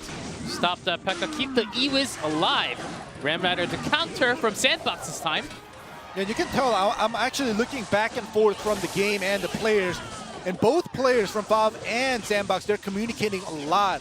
And this just shows that communicating and teamwork is working out. Yeah, big wave of attack here as the Ram Rider push to the other side, so it goes straight to the tower. Not towards the case, has to use the log even. Doesn't really get too much damage, and a Fisherman is here to drag everything towards the center. I mean, the Fisherman has a flood. Like, the flood has to come in, so the game has to be, like, just a little bit laggy here. Yeah, that's the first Fisherman of the season. Yeah, not just the first in Asia. Yeah, yeah, ever. Yeah, didn't really expect Fisherman to come out ever, especially for 1v1, but it's a 2v2 here. Can work things around. You can drag a big unit towards the other side, really make this attack weaker. So far, a great poison, dealing a great amount of damage to the Ewiz and the P.E.K.K.A. Not bad, even though that was not the best set of attacks. Sandbox showing that lightning. Let's see how that lightning is going to be used offensively next time. Right, here we go. Dark Prince and the Ewiz coming through. Took a lot of damage from the poison, so Sandbox is not going to be worried too much. I still want to see when they're going to use the Fisherman again, or when they want to use it, to see how they want to use it. But the Mega Knight and the pressure is coming. Mega Knight jumped over the log and went straight onto the Dark Prince. Yeah. And the spawn damage once again onto the Ram Rider, and offensive lightning from Valve Gaming this time. Miner has been putting the damage all along. Fisherman drags the Lumberjack, so that's some damage removed. But, Snowball. The Snowball pushed it to the left side. That's pretty cool. Yeah. Yes, exactly. So that Miner gets some more damage. But the counter Miner on top, but the damage with that lightning and one more spell from Fob seems enough to me to finish game number 1 here. Yeah, the Miner does connect. Even the Ewiz is down, but the Miner is focusing on the Princess Tower with the poison, is going to finish the game. Yeah, still, that was Valve Gaming just having a massive lead here, but for Sandbox, looked okay. Yeah. But Fisherman, not yet, maybe. That was pretty cool, dragging one, but when there are lots of units together to drag to the other side, you do really have to look for the range, or maybe drag the Miner to activate the King Tower. You can certainly do that, but if you do that, you have to put it all the way to the back or 2 left, so that you can't really block the ones coming across the bridge. So some hard decision-making to do with the Fisherman and create some weird attack of your own as well. So it's one of the hardest units to actually use in competitive, I still think. Yeah, so like right now, this moment in the replay, you saw the Fisherman drag the Lumberjack that was very weak. So you drag the Lumberjack, you kill it right away, you drag the Ram Rider is what I think they wanted to do. But the Snowball pushed the Fisherman away and it got out of range, and I don't think the Fisherman it didn't work out as Sandbox planned it for it to work out. So I don't know, it was a good try, I think, but now they have to go back and win a game so they don't get 2-0. Fisherman, if you have 2, maybe you can make those funny gifts and saying that you're just making the P.E.K.K.A. go left and right and Golem left and right. Yeah. We've seen a lot of that, but not in this 2v2 where there are lots of other units coming down. Let's see if they use the Fisherman again, or that was just one-time try. Well, Valve Gaming, if they take one more, that will be the set. Let's go into 2v2.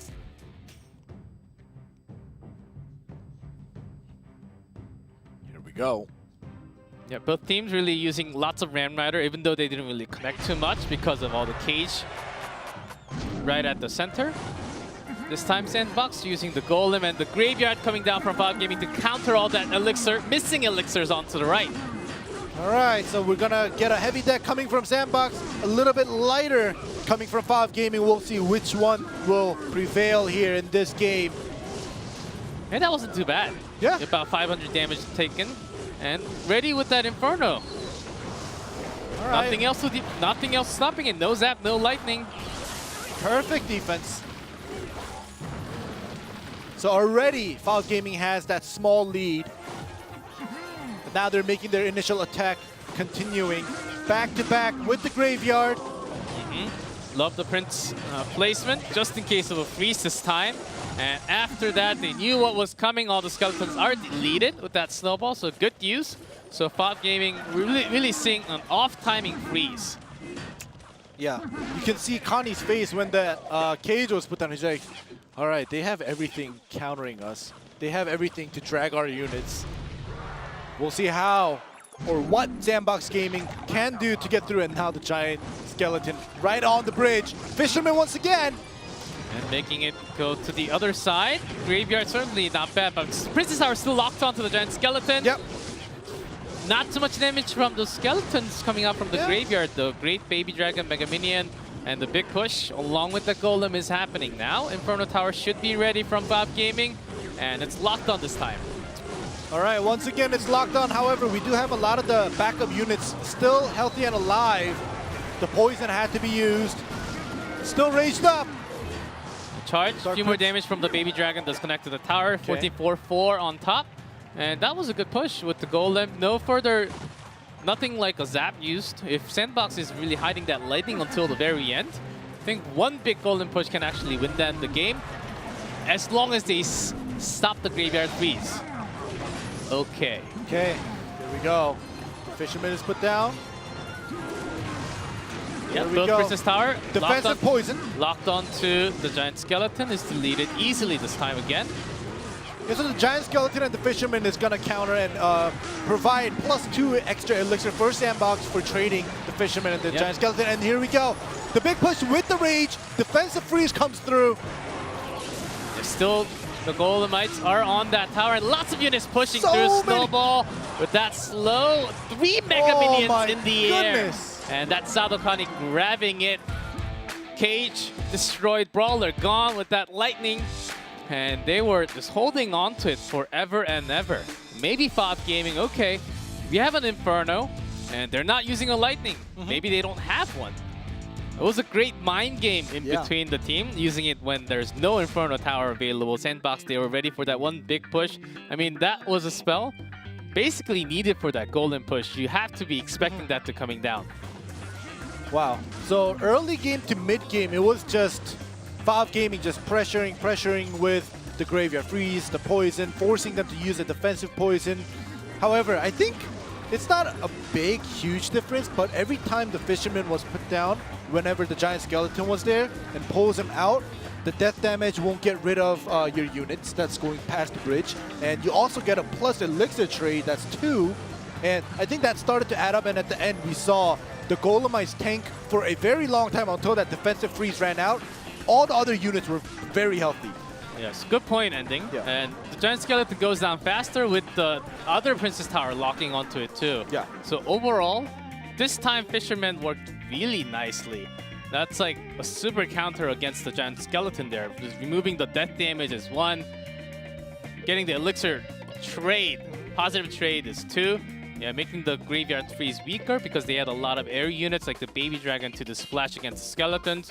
Overall, it worked out. It's almost like they knew that was the deck choice going to be from Five Gaming for this 2v2. Well, so far, 2 out of 2 Fishermen from Sandbox. I know they want to be creative. There's a creative content team here. It's Five Gaming. Can they make the finish? They're sprinting towards the finish line, but that Fisherman is grabbing your butt every time. Yeah. Oh, it's hooking your butt. Yes. But anyways, we'll see if Sandbox will bring out the Fisherman once again. Wow. 1 elixir to 2 elixir trade. All right, this time, because it's 1-1, they're going to take it slow. But as I say that, put down the Golem. And the Mega Knight to respond, and a lot faster jump. The Fisherman just before that, so the jump doesn't go into the tower. And nicely done. The Lumberjack comes all the way down to deal with the Prince. Now, a good setup for Sandbox for that Prince Golem push. All right, here we go. This time they're not going to hide the lightning. They're going to use it right away. They had it in their starting hand. Great choice. Now the Golem, pretty healthy, still 1/4 HP plus the Prince.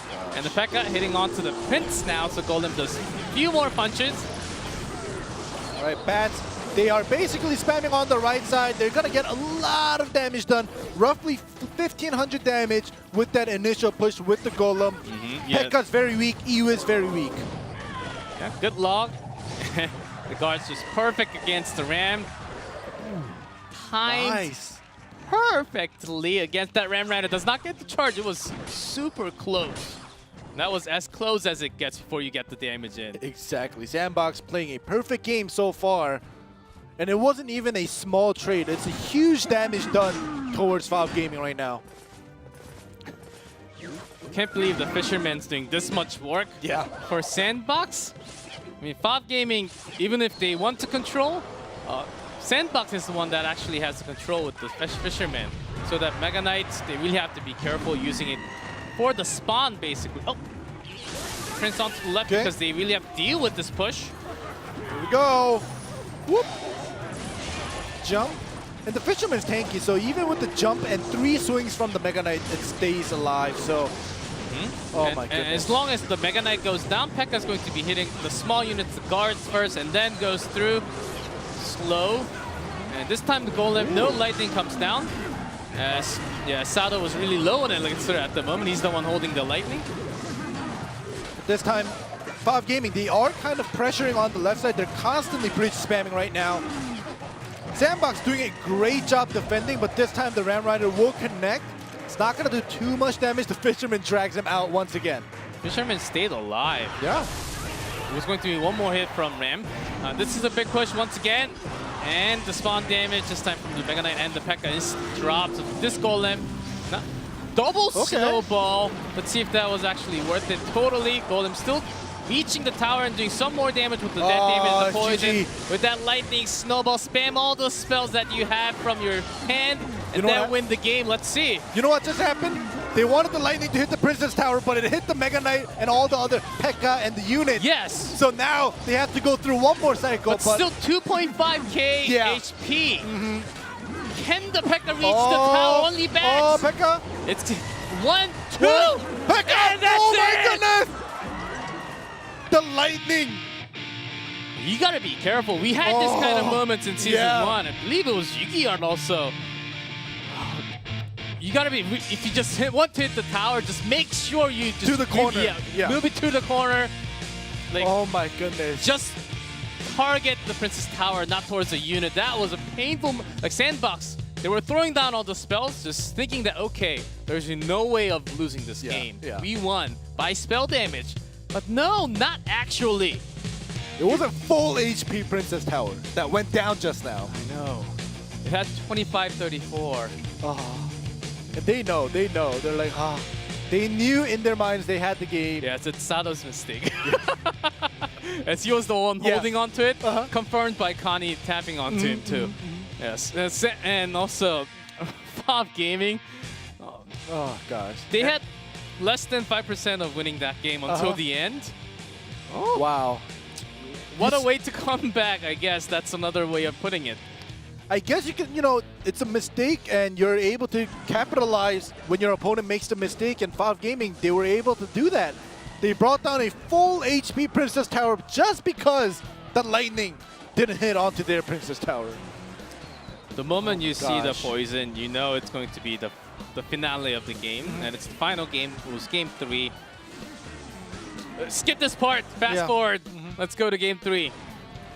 But before that, game 2. Yeah, this one was very well used. Yeah, smart choice.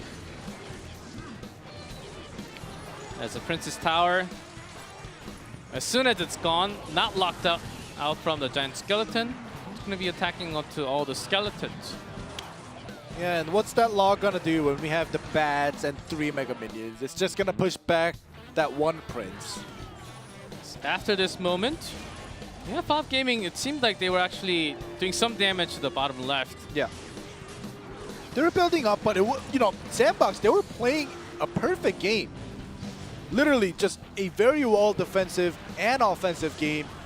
And I think this is the moment. Yes, after the Pekka poison.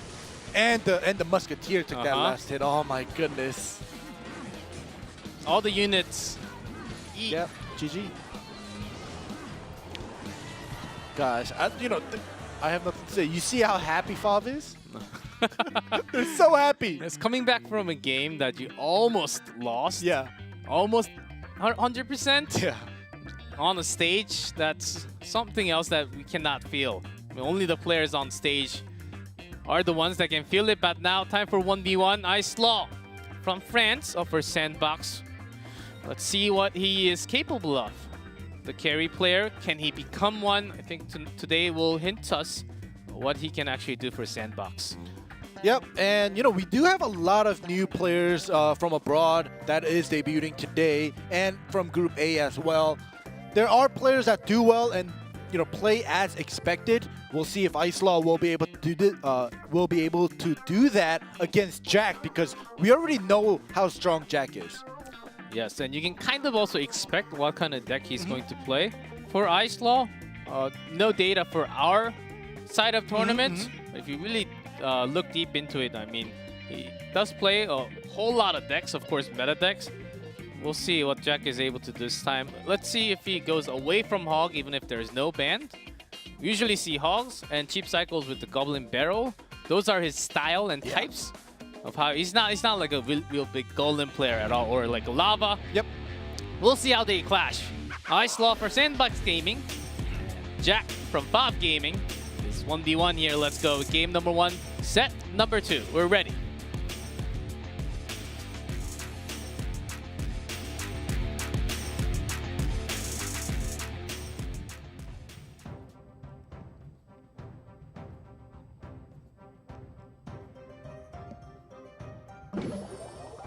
And it is Motor to start things off, and Bandit. And the Royal Ghost.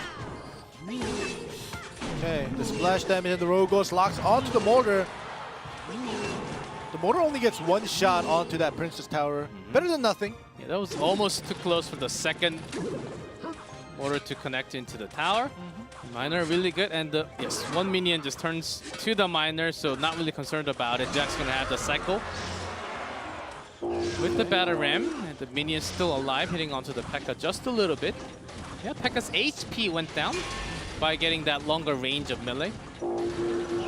All right, so Jack, he's not even without bans. He's gonna stick with a heavy Pekka deck here, coming through with the Battle Ram and the Bandit. That's not really the heaviest one, you would say. It's a good cycle that you see often here and there. We've seen this deck already. Yep. Coming down from Brand Esports. Good sap to get the minions down to HP, where Princess Tower can basically hit it down. So far, Icefall starting off with a really quick cycle. So not bad for either players. It's kind of surprising because it's kind of like, when there's no bans and we expect Benzer to play Mortar. For Jack, we wanted to see a super fast cycle deck, but he's going to stick with the B-Ram Pekka, and now the Mortar is causing him a lot of problems here. Yeah, that Pekka actually chopped down so much, the B-Ram and the E-Wizard. Mortar still connecting to the tower. Jack! Princess Tower locked onto the Pekka, and the bats will destroy that Princess Tower! Even with the HP going down for Pekka, he is able to tank it. The 5 bats, ton of damage. Yeah, the real problem for Jack is that he has lots of ones. Yeah. Not many, on the ground especially. Nothing like what Icefall has basically against the Pekka. Spirit Goblins, Goblin Gang, I mean, those are all the small units you can get against the Pekka, delayed as much as possible. Now we see Icefall, he just wants to defend. No huge problems here and there. The Pekkas will meet. The Mortar will pull the Battle Ram and the Bandit, so it's not going to be a huge problem. Just defend, defend. There's only 20 more seconds left. You see, that seemed like a really big attack coming down from left and right for Jack. But Icefall just bringing everything together in the center with the Goblin Gang, Zap, the Spears. He's got it. 10 more seconds to go. Icefall's towers are barely even touched. Wow. So Icefall starting the day off with the win, but still, he didn't win the whole match. So we still have at least one more game to go. Will Jack, I think Jack is going to change it up. Yes. Oh, Icefall had a really great counter deck against what Jack was actually having. Against the Cycle, against the B-Ram, you've got the Motor. Against all the small units at the Bandit Charge, against the P.E.K.K.A, you've got all the small ones to take care of. Jack also had the Zap to eliminate a few of the Spear Goblins. But what else? When there's so many, you can't just get everything zapped at every single time. There's a timeout from FOV Gaming. It's about time because Jack had a pretty tough time in Game 1 due to the counter deck matchup here, but that was too dominant. Yeah, it was a counter deck, and Icefall, we saw that, he took the initiative. He put down all the units first. He forced Jack to react, and he was still able to come out on top. And this moment where the P.E.K.K.A was tanking the Princess Tower and the 5 bats, that just feels so good. Yeah, you know what's hard about the deck that Icefall prepared here? You're supposed to drag the P.E.K.K.A with the B-Ram, but once you use the B-Ram to the other side, who's going to take care of the Motor? I mean, you're trying to get the Motor down from the charge damage with the B-Ram. Yep. Or the dash from the Bandit. I mean, that's getting stopped and blocked every single time from the Goblin Gang. So he's in trouble. He's in trouble after trouble. Yeah. That's why he was able to do basically no damage. That was a really tough matchup for Jack. But Icefall also bringing some excellent work. Definitely, definitely. And now this is just making this group even more exciting, because when I was just seeing the teams, all I could think of was Season 1. And Group A, they just had a lot more stronger teams compared to Group B. Not saying that Group B is weak. Obviously, we have strong teams in Group B. But now, seeing all the new players come out and showing us different styles of play, Season 1 is... I literally want to erase what happened in Season 1, because Group B right now, it's even closer. And we're seeing a lot of good games here coming out today. Let's see if Jack is able to come back. That was a tough loss. Just doing close to no damage to either tower. Deck choice? Against Motor, maybe bring back the Bar Battle of your own. Go for your own cycle. It didn't really seem like it fit Jack's style. Of course, that's what he prepared and practiced. You gotta bring Icefall down today. And he's down 0-1. Sandbox Gaming, of course. Icefall needs to grab another win to go to King of the Hill. Both ready for the game. Let's go into game number 2 of 1v1.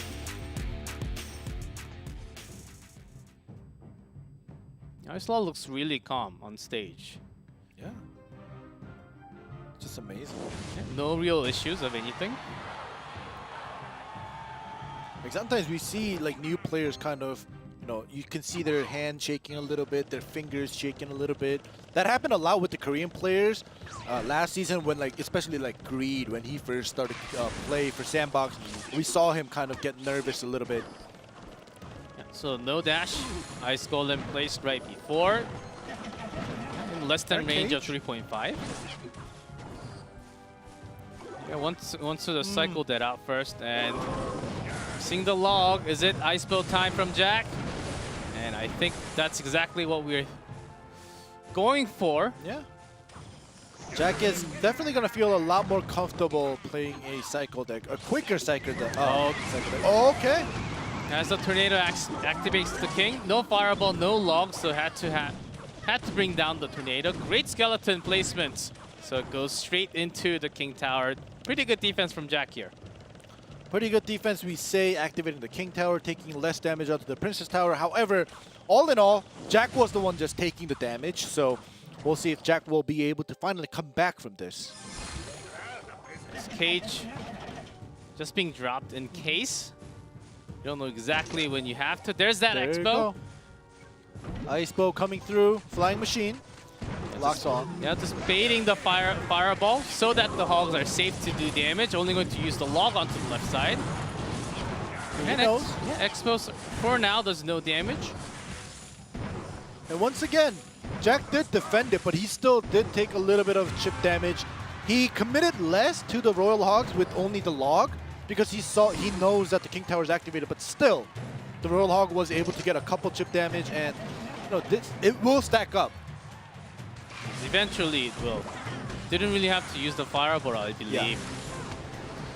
Yeah. And he wants to chip in some more into the tower. Both players thinking the same here. Spell damage at the end, it all matters. You roll that up. Cage out. Expo, another one. Onto the right this time, Flying Machine in place to lock onto it.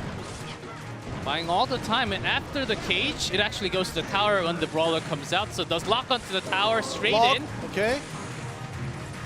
Still, it will get significant amount of damage, but it's not going to be good enough. Yeah, and actually King Tower is helping so much, leading all the piggies out of the zone. Definitely is, and now Icefall is a little bit. He has to force, and he has to pressure Jack right now, because now that defensive Expo is down, and now when the offensive Expo goes down, doesn't matter if you have the cage down, doesn't matter if you have the Flying Machine or the Royal Hogs. Jack has everything to, counter that. Ready. Bringing everything in, deleting all the small ones, so the Mega Minion actually deletes the Flying Machine. And nice setup for Jack. He's ready for another Expo very, very soon. So another fireball into the tower. Trying to set up another opportunity. Brawler on the left side gets 2 swings. Yeah, that's a little more than 500. Yeah. So right now you can see Icefall pressuring Jack. He doesn't want him to put down the offensive Expo. So every time the defensive Expo goes down, he wants to chip it down. So when the offensive Expo gets put down, he doesn't have any defensive Expo helping it out. But here we go. Jack is going to force that offensive Expo here. Yeah, perfect timing for the cage to drop down. And good elixir value. They're hitting the bandit also at the same time as Flying Machine. Expo does not get its value too much. But a lot of elixirs had to be used for Icefall as well. So Jack can start his defense. I don't think he needs to set up a defensive one, because he can really go for an attack when the Hogs are coming out. Here we go. Jack wants to play it safe, and the bandit's gonna connect. It's not gonna be a huge difference because Icefall has been focusing on the left side. But here we go. Flying Machine, yeah, over the bridge, and the bats to defend against the Mega Minion here. So nice use of that fireball. Here we go again, once again. Expo going to connect with, even before cage, barbs straight in here. Fireball was just used. And after the Musketeer, not yet, but we're counting to the final minute, and we're about 300 difference here. A little less than that, as Jack has 942, Icefall 1269. Here we go. Jack wanted to. He could just fireball and log, but he doesn't want that. He wants to win. He's just gonna fireball. Yeah. He knows. He's like, all right. If it goes down to the wire. He also had a tornado. So right after the fireball, Icefall really reading well, pressuring with the Barbarians, making sure the defensive Expo is down first. Big. The Flying Machine plus the Musketeer. Great fireball once again, but some damage did chip in to Jack's 886. Okay, 20 seconds left. They both know the rules. The lesser HP loses, and right now Jack is the lesser. The Law going to chip in. Jack wants to go for that fireball. Fireball right at the end, so you can have the. But the Hogs are going with the snowball. 830, 783. 700, and that's Icefall taking this game. Then there's nothing else. There's that log, but just a little too late. 718. Gosh. And I believe 780 something. Yeah. Left on the bottom right. So that's going to be Icefall 2-0. So certainly a game of really exciting 1v1s today. We go all the way down to the final second. Jack saving up a few fireballs. Yeah. There were lots of cards for Icefall to bait out that fireball. He had Barbarians, the Flying Machine, and also the Royal Hogs. So deciding which one to use the fireball with and how much value you can get out from the fireball. That was going to be Jack's winning condition, but it was really tough. Icefall really calculating that well. Yeah, at the end, the funny thing was both Icefall and Jack, they were thinking the same thing. The small chip damage. I'm going to win with the small chip damage when the count goes down. Jack threw the fireball, and then Icefall got the hits, and then Jack was like, oh my gosh, again, I have to do the log. And the log was a split second late. Yes, from the amount of elixirs that he had, it was just a little too late, and the Hogs were going to do some more damage anyhow. So Jack really making the final move, not really spending any more Tornado, having the Fireball at the end was a really great decision to actually keep it toe-to-toe until the end. I mean, game 1, really hard countered by the deck choice. Expo, not the easiest deck, you would say, to go up against what Icefall has. Because the Flying Machine is really tough. Barbarians! I think it's exactly what you said. Flying Machine and the Barbs against the Expo. And Jack has to choose when he's going to use the Fireball. And I think that's a huge plus on the side of Icefall. Yeah, Jack never got a chance to delete all the Barbarians with the Fireball. Had to use the Log, plus some other source of attack. You can't just have Expo dealing with the Barbarians. You got to work with the Hoggy.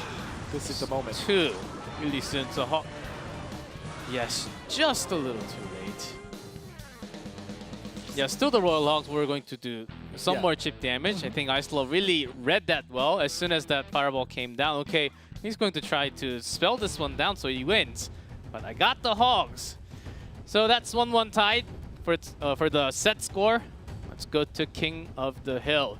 Shinchu, Sado, Icefall. Roster for Sandbox Gaming. Dani, Jack, Kenzumeshi, Fob Gaming.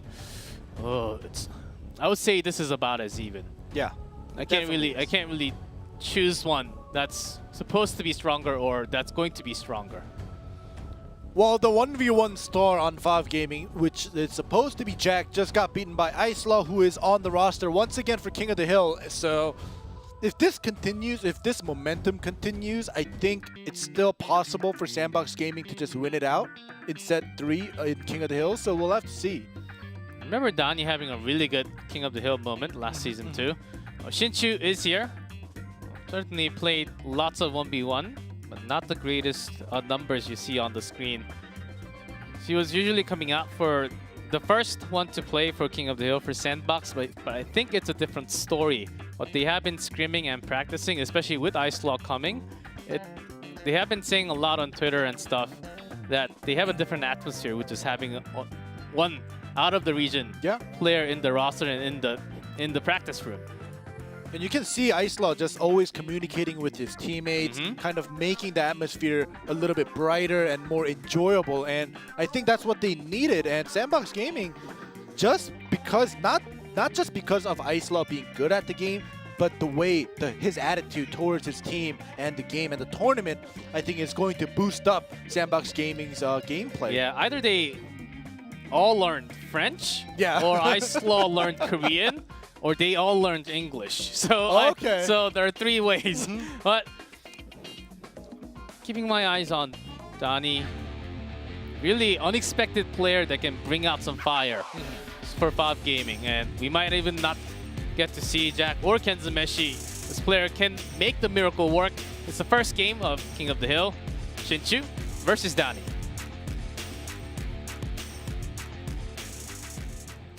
Shinchu at the bottom in blue, Dani at the top in red. Still really weird without the band card that just open. It's so empty. Yeah, it feels empty. I think we gotta put something in there. Yeah, like a picture or something. Like, Because I heard you and Paper Thin on Thursday talk about it. It's like, how? Oh my god, it's so empty. Yeah, I'm used to it by now because I also watched the VOD like twice just to copy what Benzer was doing. How did it work? Did it work out? Okay. I don't want to say anything. No comment. Well, my cars are not level 13. That's. I have an excuse. You know where you really test it out? You go to Grand Challenge and test it out. That's where you do it. Give me some gems. Yes. Just Bandit along with the log. Yeah.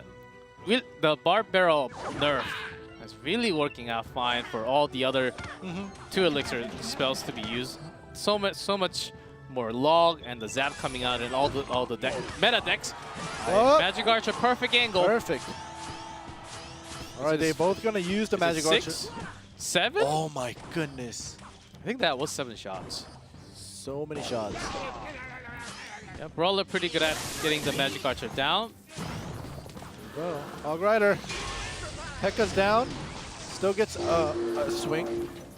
With all the Magic Archer arrows connecting, I think just one swing from the Hog Rider is still going to make a huge difference and force Dani to be afraid. So Also has the Royal Hogs onto the right side. Shin2. Ooh, Shin2 very low on elixir. He's not able to defend with anything, and he's just gonna put the bandit right next to it. And he knows. He knows. It's even more damage with the bandit connecting to it now. Goodness, and now the bandit from Donnie is gonna connect to the Princess Tower. That's 160 a hit. Ooh, 50 seconds left. And Shin2's got a longer way to go. Hog Rider right before here, getting one swing. Don't even see the animation because of the mini stuns coming out from the Ewiz. That's good enough. Fireball both hitting, but if you use the Fireball, you have the cage. This time a little better because Shin2 does have more elixirs, spending a lot against these Hoggies. Yeah. And the bandit almost didn't dash into the Royal Hogs, and fortunately for Shin2, this time it did, and the bandit actually connects to that Princess Tower on the top right as well. Yeah, because of the buff to the P.E.K.K.A, it's easier to perfectly defend against the Hog this time. There we go. Just running away with more Hogs. Shin2 can certainly bring this game to himself. There's a dash into the cage. Brawler. Nice, nice. Oh, getting all the piggies down. The counter push is happening now. Oh, Danny wanted a few more damage so he can finish it with the Fireball, but not going to connect, and it is Brawler finishing the game. If that Magic Archer came down like maybe 0.2 seconds earlier, I think it could have got the angle, so he finishes it off with the Fireball. But that was a risk that he actually took. That's going to be Shin2 taking game number 1. That was super close, and you know, in my mind, I thought, oh my goodness, the moment where Shin2 put down the P.E.K.K.A and the Ewiz on the left side, and that big Royal Hog push with the bandit came through. Oh, that was a huge miscalculation on Shin2's side, but the comeback was perfect. Was actually made by all the Hogs coming from the right. The Ewiz, bandit, and maybe the Magic Archer too? Oh, the Brawler, the Brawler. From Shin2. Yeah, right after this moment, actually made the split push onto left and right. Yeah, this moment. And this one actually got a lot of damage into the tower. Brawler so strong. And Ewiz keeping the damage now to 502 at this moment. It was just one big push like that. Yeah, so by this time, as long as Shin2 defends this part well, which he did. Okay, he had enough elixir. He just put that down just a little too. Not too late, because it's really hard to connect with the Brawler to hit, because Brawler moves so fast, it's hard to calculate. You might get it, you might not get it, so there's a less of a chance to be hitting the Princess Tower using the Brawler. So that was a big risk taken by Donnie. Did not work out. Second player from Valve Gaming, Jack, is up on stage, lost 0-2 against Icefall. Well, if he wants to get his revenge, he has to beat Shin2, he has to beat Sato, and then he'll meet Icefall. We'll see if Jack will be able to do that, because from Season 1, we know how strong Jack is. We know that Jack is able to 3-0 in King of the Hill, so we'll see what happens. Up to the deck choice. Yep. Shin2 was certainly not perfect in Game 1 either. I think right now, trend today has been lots of P.E.K.K.A. Of course, we were expecting lots of P.E.K.K.A, but not this much P.E.K.K.A. I mean, Expo is also really good against P.E.K.K.A, so if you mix in a few, I think that's why all the players are sort of mixing in the P.E.K.K.A along with the motorcycle decks and so on. Lots of Hogs coming in. Yeah, just a random person passing by the camera. We do have live audiences here, so... Yeah, I think it's one of the players just going back and forth after they get to talk to the players. 1-0, Shin2. Will he be the second one today having a 3-0 miracle? We'll have to see. Game 2. If Sandbox runs away with a win against Valve Gaming, we can expect a lot more coming out from the team for the entire season. I think Icefall really helping out a lot. And he's still left as the final player for the team. Go. Yes, Expo. Here we go. Slow start. Taking it very slow. I'm trying to think, is there anything else with this combination? No, it's that just Jack brought? No, not Jack brought. Is there anything else possible? No, it's just an Expo, unless we see something crazy. I mean, I've seen like when Expo is banned, like a motor to replace the Expo. Does happen like, rarely, but there's no ban here. Gonna see an Expo. What about for Season2 then? For Season2, well, we do see the Dark Prince coming down, so it's gonna be probably a P.E.K.K.A again, possibly. I don't know. Yeah, lots of dashes could be happening. Just too many P.E.K.K.As nowadays that P.E.K.K.A or Mega Knight. Yeah, with the Dark Prince, there are lots of graveyard decks too. So maybe in a second thought, because Season2's holding on to his cards, but with the Snowball and the rest, Yeah. let's see just a little bit more. Well, the Expo is revealed now on the side of Jack. Sparky! Oh, Sparky! I'm gonna be honest, I didn't expect a Sparky. But we do see a Sparky here. It was a weird Expo Sparky deck, and certainly not in this tournament yet. But maybe one day we're gonna get that. So Season2 okay with that Sparky. Elixir trade, not bad against the Expo, keeps the tower safe. Well, either way, Jack is gonna just try to find his way with the Expo on the left and the right. Tesla is put down. So the Icefall didn't work out for him, so now he's just gonna go back to the classic. Also using that lightning to making sure that few of the spears actually chip in. Down to 18. Goblin Giant allowing it to pass the bridge without anything to pull its attention. The spear damage, it stacks up. Best setup for Jack here. Tesla Expo already getting all the damage ready, but against the Giant Goblin, it's pretty hard to get everything done. There's that amazing magic lightning. Here we go, and the Spear Goblin is in the bag, locked onto the Princess Tower, and that's gonna get a lot of damage. And the Sparky splash, and Ice Spirit locking on Twitch. Sparky does not get a shot. No. 6 elixirs down for Season2. Oh no! Ewiz and the Dark Prince. Oh, but it's not locking onto the Expo. Yeah, Expo's still pretty healthy. My goodness. Getting stunned, but nothing else. Down to 365. So, okay, another lightning and the snowball can finish the game. Certainly for. Wait, is it enough? I don't think it's enough. It's off by like 2 or something. Yeah.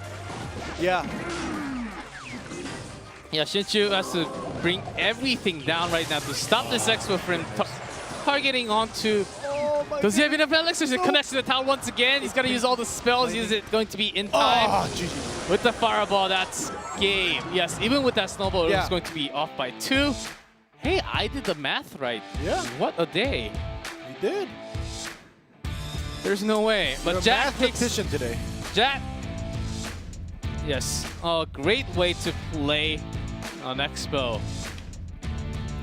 You love the sacrifice because just letting that Goblin Giant to go all the way, all the way to the tower, and letting your Princess Tower take some damage so you can have the Expo basically connect and do more damage, making sure you're not spending anything extra for the defense, but all in offense here. Well, Jack definitely had a couple setups that was perfect, and the moment with the Ice Spirit here, if the Sparky got the shot off, the game could have been way different. However, that Ice Spirit timing was perfect. And this moment, the Ewiz, with Jack spamming everything, the Ewiz was unable to reset the Expo, and the Expo was just doing so much damage. Even if it was resetting, it was going to be hitting the Ewiz, and then it was going to be tower. There was no other ground unit whatsoever coming out after, because you just lost 6 elixirs. And Jack had a really good read, okay, after the Goblin Giant. It has to be a Sparky to take out my Expo. That's my timing. Ice Spirit just having that mini freeze perfectly done. Well, Jack off to a great start. Certainly we're seeing a lot more Expo.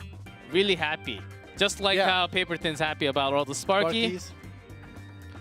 Well, Jack is one step closer, and we'll see if he'll be able to get that revenge match against Icefall. But yeah, do you still use Expo? Of course. Like as your main? It's the meta, yes. Because I know you are an Expo lover. Because you were going back and forth like last year. I always try the motor deck too. Yeah. But I fail so much. Oh my goodness. I tried yesterday and Thursday. We're just Just talking dropping? some personal stuff. Yeah. I watched again and again of what Benzer did. Not working out for me too well. Nope. I tried that like last year. I looked up everything. I watched YouTube. Didn't work. Not gonna do it. Drops like. Does improve my skill overall just by watching this many games. But let's go back to game. Saddle Jack ready, tied up 1-1. Let's see who takes it. King of the Hill right here. So no ban does make it a little weird. Yep. Because we've been having ban for such a long time. Off to the Huggies. Pekka. It's just a little too late, so it gets a swipe. You need to instantly really have it down. And for you to instantly have it down, you basically have to know that Hog is going to come out. So now Jack will be prepared for that. So we'll see if he'll be able to defend against the Hog with the Pekka, matching the cycle.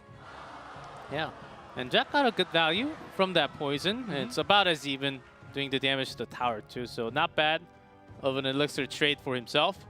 Let's see if Sado, with that skeleton, I think this was one of the more traditional Hog decks that we see. Go. Hog is gonna go onto the other side. Only minions down, so 2 swings. Counter push coming in from Jack. Onto the right side to get the E-Wiz, but the damage does go into the tower directly from the B-Ram. Okay. So counter push coming in back and forth. Yeah, that Grandpa's having a hard time, man. She's picking on him. And nerfed Bar Barrel, going down to delete that Royal Ghost. Nothing too crazy. Sado is waiting for another card to actually be... He's hiding it. Okay, he's up to something. Yeah. It's E-Wiz, which is not too common along with the Valkyrie Hog here. And Sado is the one that did play a few off meta decks. Slow down the battle ram with the E-Wiz while the Inferno Tower finishes the Pekka off. Nice defense this time by Sado. But he still has to get some damage done. He has to find the opening. All right, there we go. Valkyrie Hog. And the snowball to push the minions. Nice. So 2 Hog hits this time. Connecting onto Jack. Top left. Some more damage being put in. Nicely done. Snowball certainly getting some value there.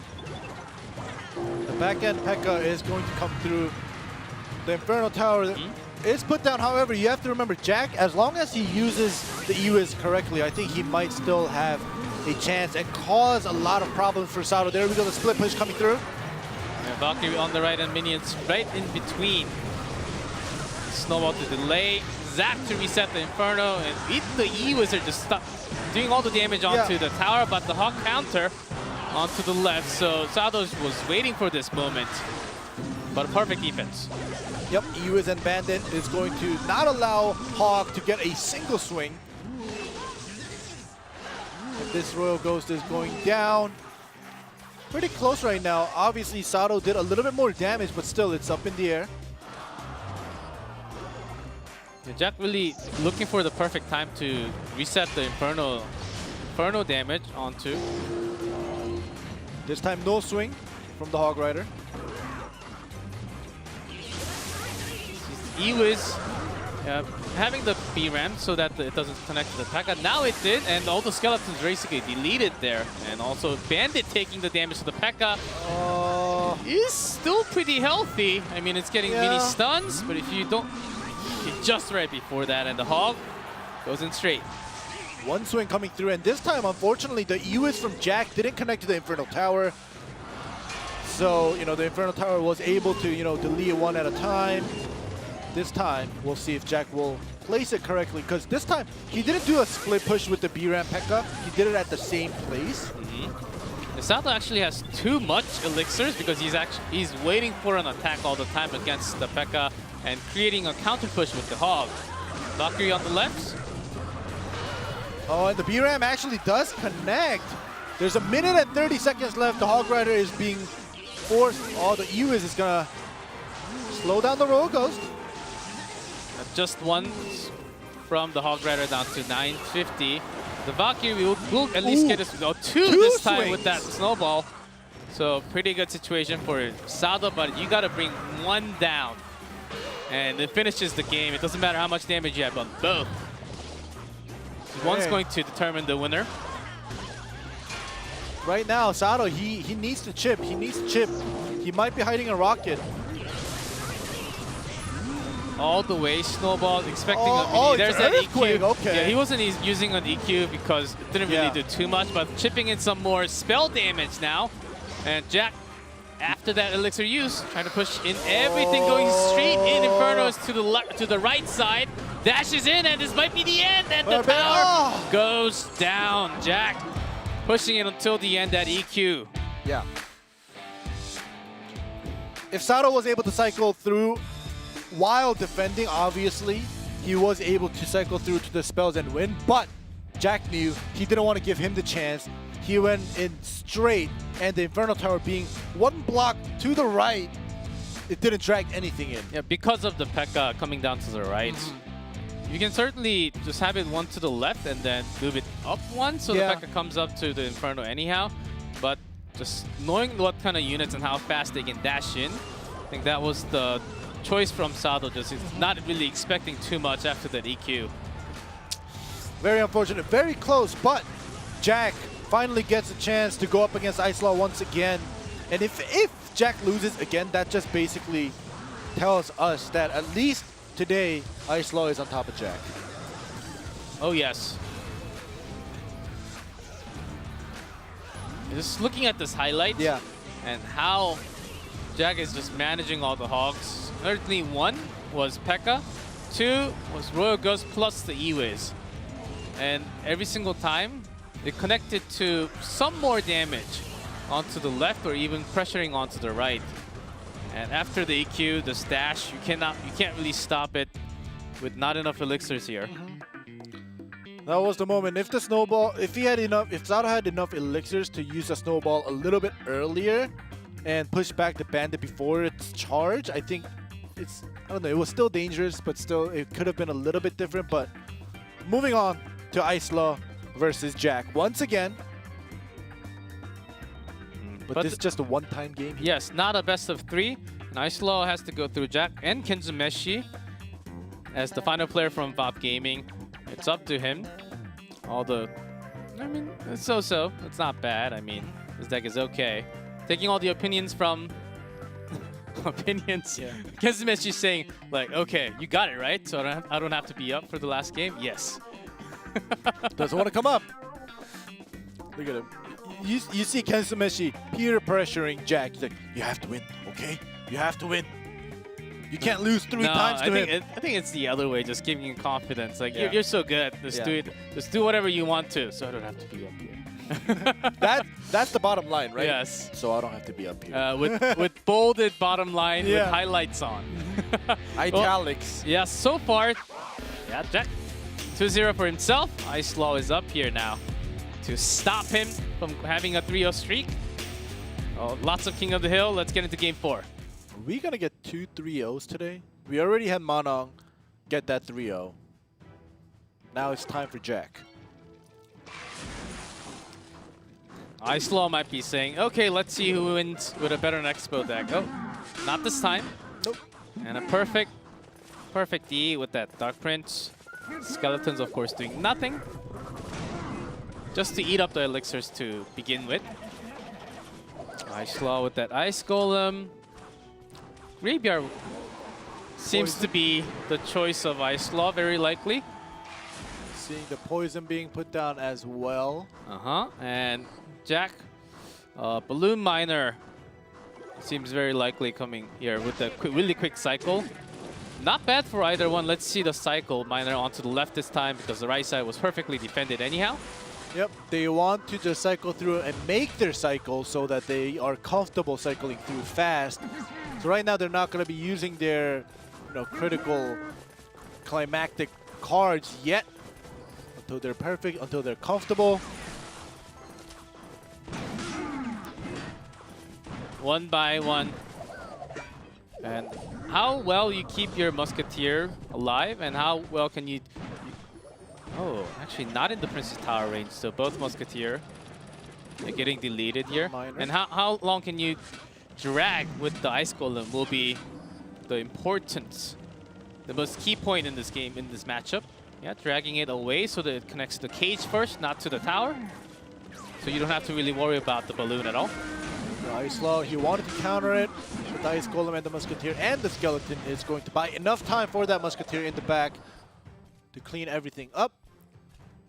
Icefall really waiting for the perfect chance to reveal his final card, using the Ice Golem to block it away from the Miner a few times, to take all the damage. It comes a Miner balloon push this time.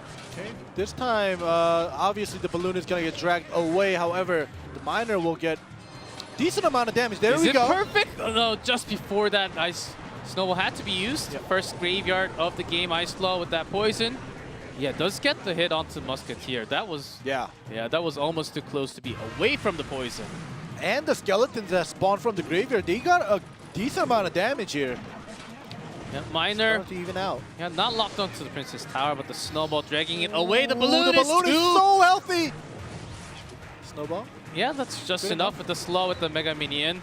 Still keeps on doing the death damage onto the tower. That's a real big problem, as Icefall still has a longer way to go, about 1,000 difference. Jack is just cycling through so fast, and this time the Miner is there. The Dark Prince will take care of the Miner, but still the chip damage coming in from the Miner, and now the death damage from the balloon. But the Mega Minion just following the balloon! The Musketeer. It was good that the Musketeer saw the balloon and killed it. The death damage still connected, but the graveyard not contested. Yeah, locked onto the Ice Golem. The Princess Tower not really doing too much damage. That's Skeletons! One big push from Icefall takes the game. Jack goes down. That's a 3-0 for Icefall against Jack today, just by 3 games.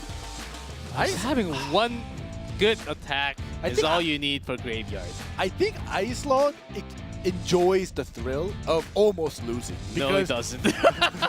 Because there's so many moments like, oh, is the balloon gonna connect? Is the balloon gonna connect? And then the Musketeer kills it. Like, the snowball comes in. There were moments that, you know, it was so close, and the death damage was always connecting. Yeah, the But reason, like you said, reason the why graveyard. Snowball is such a great spell. If you're up against Balloon and if you have a Zap instead of Snowball, good luck. Yeah. Yeah. Well, you have a mini stun, but it's not going to knock it back and slow together by that much of time for you to take care of everything. So when you have your Graveyard, along with the poison, it's okay as long as you're getting the Musketeer and some poison value. But the moment you have the Ice Golem pushing through with the Graveyard, you're in trouble. Yeah, like even this moment, it's like, oh, it was a full HP balloon, and then that one snowball, basically. Yeah, he was ready. He had Yeah. like 6 elixirs. Yeah, that one was also super close. And right after, I think Jack really wanted to finish the game right there. Yeah, he did. Yeah, nothing else ready for him at the moment. And that was the end of the story for Jack. Went for 2 chapters, not for the final chapter of 3. Down to 2-2, we're tied. Final game here. And we're down to Golden Mesh. All right. Well, Kensumeshi, he has to do it. He has to be the one. Now, this is game 5 of King of the Hills, so... File Gaming, they had a great start. Kensumeshi and Kitsashan winning the 2v2s.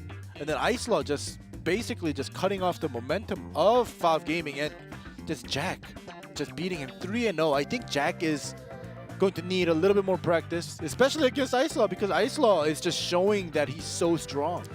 Yes, what he's able to do on stage, it's something different that I think Sandbox Gaming had a really good pickup of having Icefall in the team. Compared to last season, I'm expecting a lot better already, even though this match didn't even end yet.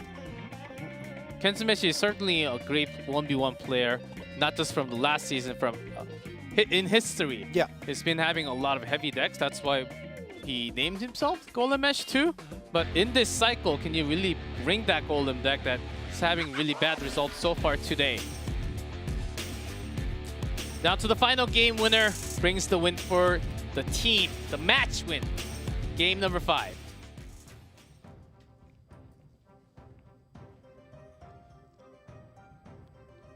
right. Are you ready for some golems ending? Oh yeah, of course I am in a 1v1. But I think there's another golem user in our caster friend that loves to see golem. He's coming soon. Yeah, he's coming soon. In 2 weeks. But I'd rather see a Mega Knight. I'm a Mega Knight guy. You're an Expo guy. We have a Sparky guy, right? We have a golem We're pretty guy. diverse. Yeah, we and have we're a all golem in the guy. meta. Yeah. That's okay. I mean, if we had a Magic Archer guy, Oh yeah. like a season before, I don't even want to talk to that guy. But right now, like, he's the guy that we Yeah. want to talk to. He's the guy, but we don't have the guy. Here we go. Ice. For another, yes, I think we're going towards that way for Kenzumeshi. Yeah, but Brawler gets one hit onto the tower. That's not too bad for Icefall to start off. Yeah, Icefall just showing us, like, you know how you were saying that he's just playing so well, and it's his debut in Asia, and he's staying calm.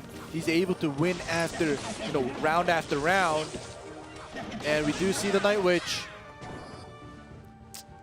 Yep. Yeah, it was confirmed from the Baby Dragon. Yeah. And Baby Dragon, and it's Kenzumeshi. Okay, confirmed. But we've seen some giants paired up with this too, so you can't really let the guards down. Yeah, if you want to cycle a little bit quicker compared to a golem, like G-Club said. Oh, there we go. My Mega Knight does drop down here. Might be seeing a lot more than that. The Hogs onto the right Yeah. instantly when the Golem's being put down. So right now, no real defense, and the Tornado was ready, and Icefall knew that anyhow. So let's see the defense onto the left. The Golem's taking a lot of damage. The Bandit, the Mega Knight, and the EU is slowing it down. Yeah, doesn't even have to use the cage. Yeah, it seems like Icefall is feeling confident. He feels comfortable that his defense and his offense went through, and the cycle through to a new Mega Knight. Yeah, double Mega Knight. Is this a rage mode or something? Yeah. No, not yet. Down to the second Golem ready with the cage of Icefall. Trying to bring it down. Kenzumeshi with that Barbarian Barrel to attack onto E-Wizard, but the Hoggies are ready with Magic Archer still left, and E-Wiz doing straight damage now. All right, and the Royal Hogs connecting as well. The Baby Dragon and the Night Witch is not going to be good enough. Magic Archer survives for this long. Oh my goodness. King Tower's activated. It seems like it's not for the amount of damage that Icefall was able to put in already. And Brawler gets 3 punches onto the left side as well. But still connects to the King. Oh! One more. Oh, okay. And But that's basically game, even with that Tornado. 1, 2. And Icefall takes the final game for Sandbox. That's his name, guys. Mark this guy's name everywhere around your calendar, guys. He's going to bring some 1v1 action and brings down Fav Gaming, not just by himself, but he takes 4 games in one match. He's 4-0. And when he first came out in set 2 against Jack, his description said carry for Sandbox. And he literally carried today. And oh my goodness, this guy, I am so excited now to see him play every week. I think he might just be not stuck there, but just engrave his name for that 1v1 for Sandbox Gaming. I think that's going to be the future, very likely, unless we have some specific matchup that they're ready for. Sandbox is going away with a win on the beginning day for Group B. I keep on saying group number. Yeah. Because we are used to Group 1 and 2 for the playoffs too. Fav Gaming, a tough loss for them. Yeah. And so far, the Japanese teams down 0-2. And this can be certainly a day for maybe the Korea as a region, as we do have one more match coming up. And you know who it's going to be. This group's got 3 Korean teams, and they got to go up against each other a lot. OJ Nentis versus OPGG Sports. We'll be back for Clash Royale.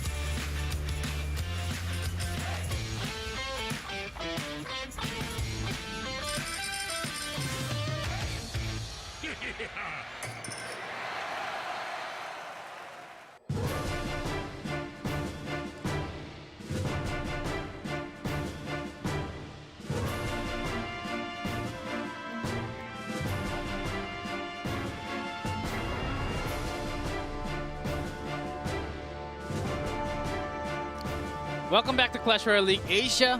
We're live in Seoul, OGN East Stadium here. You can actually join us, not us, but the actual stage right next to us. And actually get a free popcorn and drinks and watch all the players with your naked eyes. It's possible every Thursday, Saturday, Sunday here. So if you're around Korea, if you want to travel to Korea to watch these players, you're welcome to do so anytime. Yep, and it's a lot more exciting to see all these players play offline rather than, you know, watching it through your phone or your computer. Not saying it's not that exciting, but when you're offline here, you see other fans, other audiences cheering for these teams, and now Korean versus Koreans, Korea versus Korea, OGN and TIS. We have Victor, TNT, Thunder, Dandelion, and One Crown. The roster didn't change much. We'll see if they have practice and up their skills for this season. Yeah, zero change. Yep. Zero change versus zero change. So same roster, same roster. Yep. So nothing No changes. different at all for both. But what's different, I think, this season is this guy on your screen. There are many guys, Yeah. but the one on the left right now. Expo Master is back, off from school, so he can certainly focus a lot more into the season, and because we all know what he's capable of, what he showed last year, the year before, and the year before. Like, this guy was on the world stage just a year ago, and he can certainly bring the team together. Last season, not really, because he was pretty busy with the schoolwork, but I believe that Expo Master is going to show us something else, because it is the season, it is the meta for Expo right now. All right, well, we do see Dabong TV showing off his name on the back, and I like the change in their jersey. The color a little bit darker compared to the last season. And all right, we're getting ready for that 2v2. Here we go. Thunder, One Crown versus Asher and Huni. Lightning Ben. Okay. Lightning Ben. Since us, maybe they're going to play a few more. of those Inferno Towers. You can expect a lot more heavier units to come down. And 1v1, Dandelion and OP Expo Master. We're just going to skip OP at the front. Expo Master, he's back. You can pretty much expect Expo to come out. Without, if that was an old Expo Master, certainly. But he can usually go off the meta. He was the one using Magic Archer before anyone. Like when we saw Magic Archer basically happening less than like 6 times within the season, Expo Master was actually using it in Asia last season too. So how the meta caught up his cards, I think he's the perfect one to go for that 1v1. I'm hyping a lot because I'm expecting a lot from this player. Not to talk down on Dandelion at all too.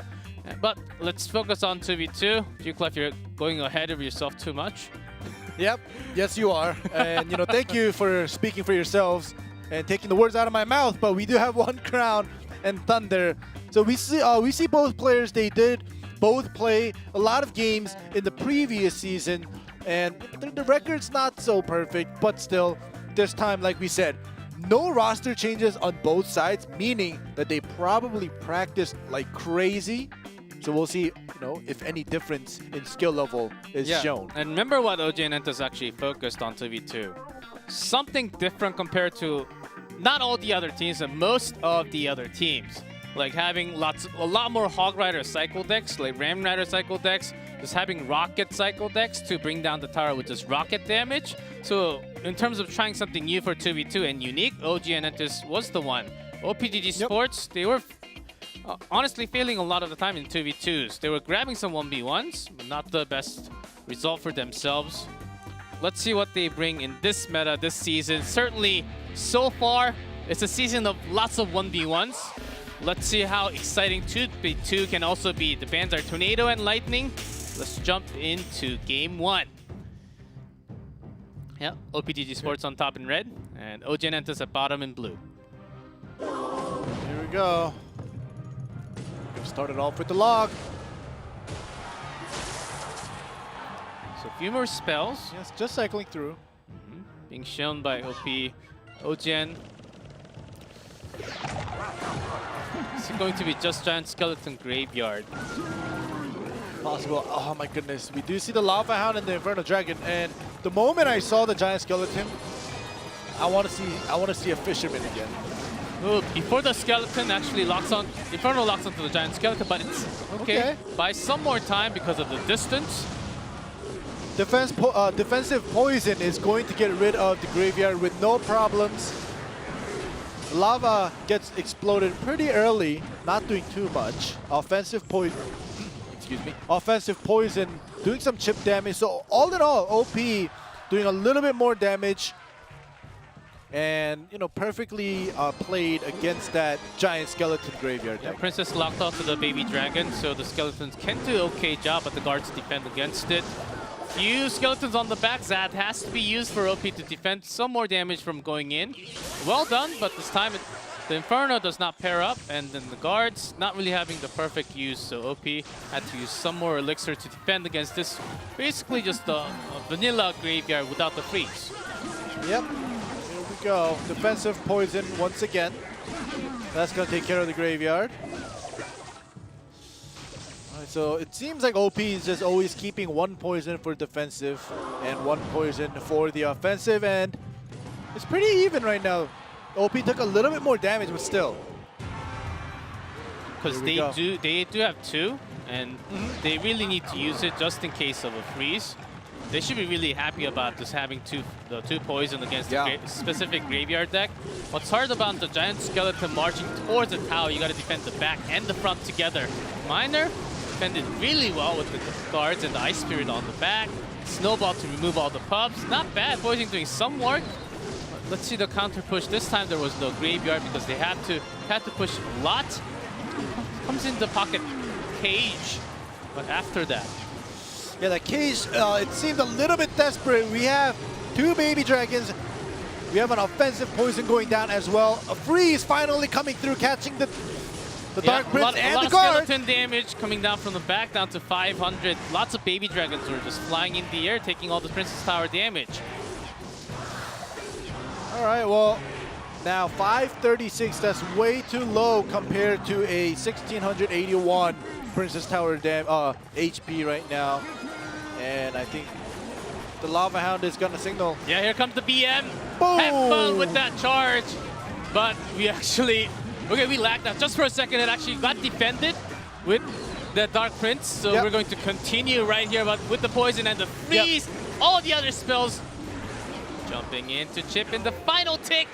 That's OG and Entus. It was a little bit too weird just having that charge. Yeah. And then rewind it back a little bit. Or fast forwarded. OG and Entus grabs the first win. With that lightning ban from OPGG, Ogen was the one actually defending it against the lava. So after the first lava, OPGG didn't even use the lava after that moment. It was going to be, deleted with the Inferno because of no lightning. I mean, OPGG had Zap, but they had to use it against the graveyard so much, so they couldn't really have the best setup for their own attack. And when OGN was always pushing for their own, look at the amounts of air units. There was Mega Minion, Baby Dragon, plus the Baby Dragon, and another Baby Dragon.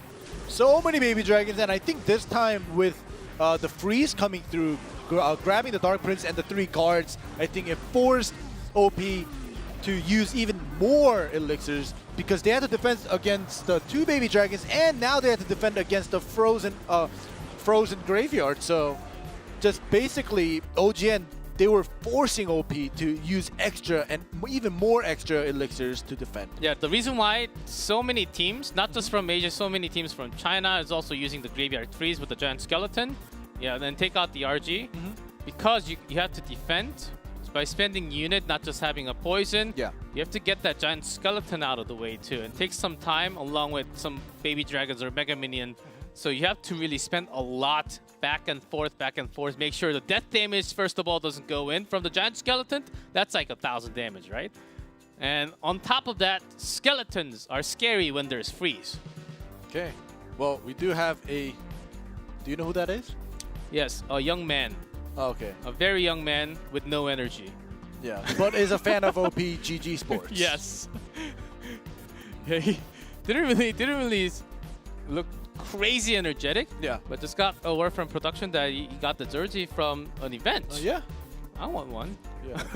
No, because you know how I was saying that the New Jersey looks nice, and for me, I like darker, still solid color, and the black. I think it's a lot better than Season 1's jersey, and now all they have to do is just play well and not lose.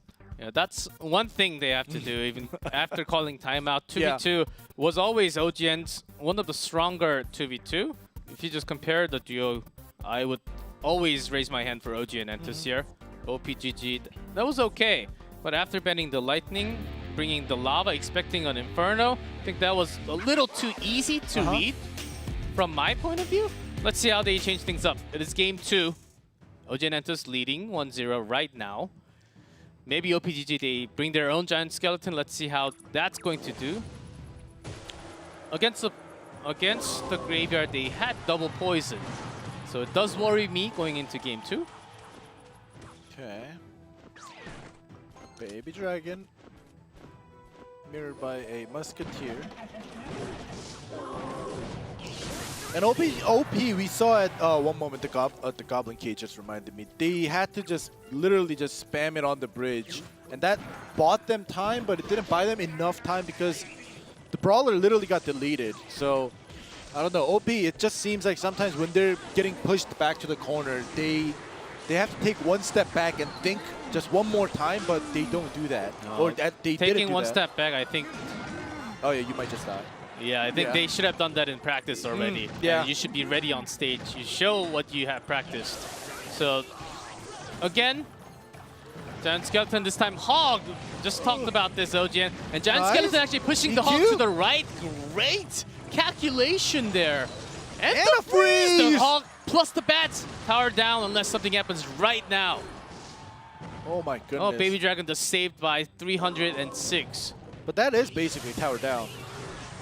Yeah, with EQ and poison. OGN, I think now all they have to do is just focus and pressure the left side, force OP to just take their eyes off of the right side and just wait. The OP actually brought exactly what we were just talking about. Yeah. Giant Skeleton Graveyard of their own. And in case there's something heavy, Inferno, not really going to work. Well, it does work against the Hog Rider, but if it's pushed like that, and along with the freeze of OGN, it's hard to predict that OGN is going to bring a Hog with a freeze like this. Yeah. It's really uncommon, but Double Hog was something that they have been playing a lot last season, even just from what I just said before the match started. Yep. Dark Prince does come through. Giant Skeleton, like we see. Ooh, and Hog the on the Hog right side. on the right, and no building to defend against it. They gave up onto the right Princess Tower. They have to push. But the Valkyrie and the EU is for the right side Hog. That was going to go down anyways. And now we have the Graveyard coming through with the poison. With the double Graveyard. Yeah, second Graveyard has to connect a lot more. And OP is hiding one more spell. That's Freeze. Yep. An off-timing Freeze. Okay, it's working. It's working. It got a lot more damage. A lot more damage, but not in time. It was a little too late. Yeah. They had to get all the damage done with just one Graveyard Freeze. Not enough here, and OG Entus is going to run away with 2-0, 2v2. Wow. It's becoming their strength to bring that Hog Rider. It's not the first time. They just escape with a win and play back-to-back. And a lot of teams actually having a struggle against this, especially when Tornado is banned. I think when Tornado is banned, all teams should be thinking of when OG enters, especially when Thunder One Crown is playing, there might be a chance of Hogs. Yeah, and you know, they know how to utilize the Hog, the chip damage. All they need to do is somehow force just one swing from the Hog back to back to back. It's going to add up. And that moment where you called out when the double Giant Skeleton and it actually pushed the Hog to the right side so it didn't get pulled to the Infernal Tower, I think that was the big moment with the freeze to follow it up at the end. That just made a huge, huge advantage to OG Entus. No other follow-up to actually get that Hog down. Yeah. The freeze did. Well, it was trying to grab the Inferno onto the left too. Yeah. So if you had one other unit to place onto the other side, I was expecting a lot more mini P.E.K.K.A.s to come out because it's been really following the trend, especially for that 2v2. But not too much for any of the 1v1s, any of the 2v2s tonight at all. We've seen few mini P.E.K.K.A.s on Thursday. Yeah. We hear the sound, but today we didn't hear any of the mini P.E.K.K.A. sounds at all. Just had the log to push the Hog Rider back just a little more, even used that snowball. So really low on Elixir. Didn't really expect the freeze to come down that early. Yeah, that was a great play right there. Yeah, great freeze timing there. As OG Entus, I'm pretty sure they were just holding it. Sometimes you just hold on to it forever. Yeah, and this moment at the bottom left, you see the double Graveyard coming through, even with the freeze and everything, because OP, they had to get this Princess Tower down to even things up, but it was not good enough. Yeah, OG Entus, their Hog play seems really crystal. It's really well calculated in terms of when to use the spell. Compared to OP, what OPGG was doing for their 2v2, we could actually see the skill difference in this matchup. And maybe OPGG, if they brush off their 2v2, I think they have to brush off a lot and literally sand their play for 2v2. They need a lot more practice to be done. But let's move on. A great matchup is coming here. I'm reading the comment under his name. Come back with experience points.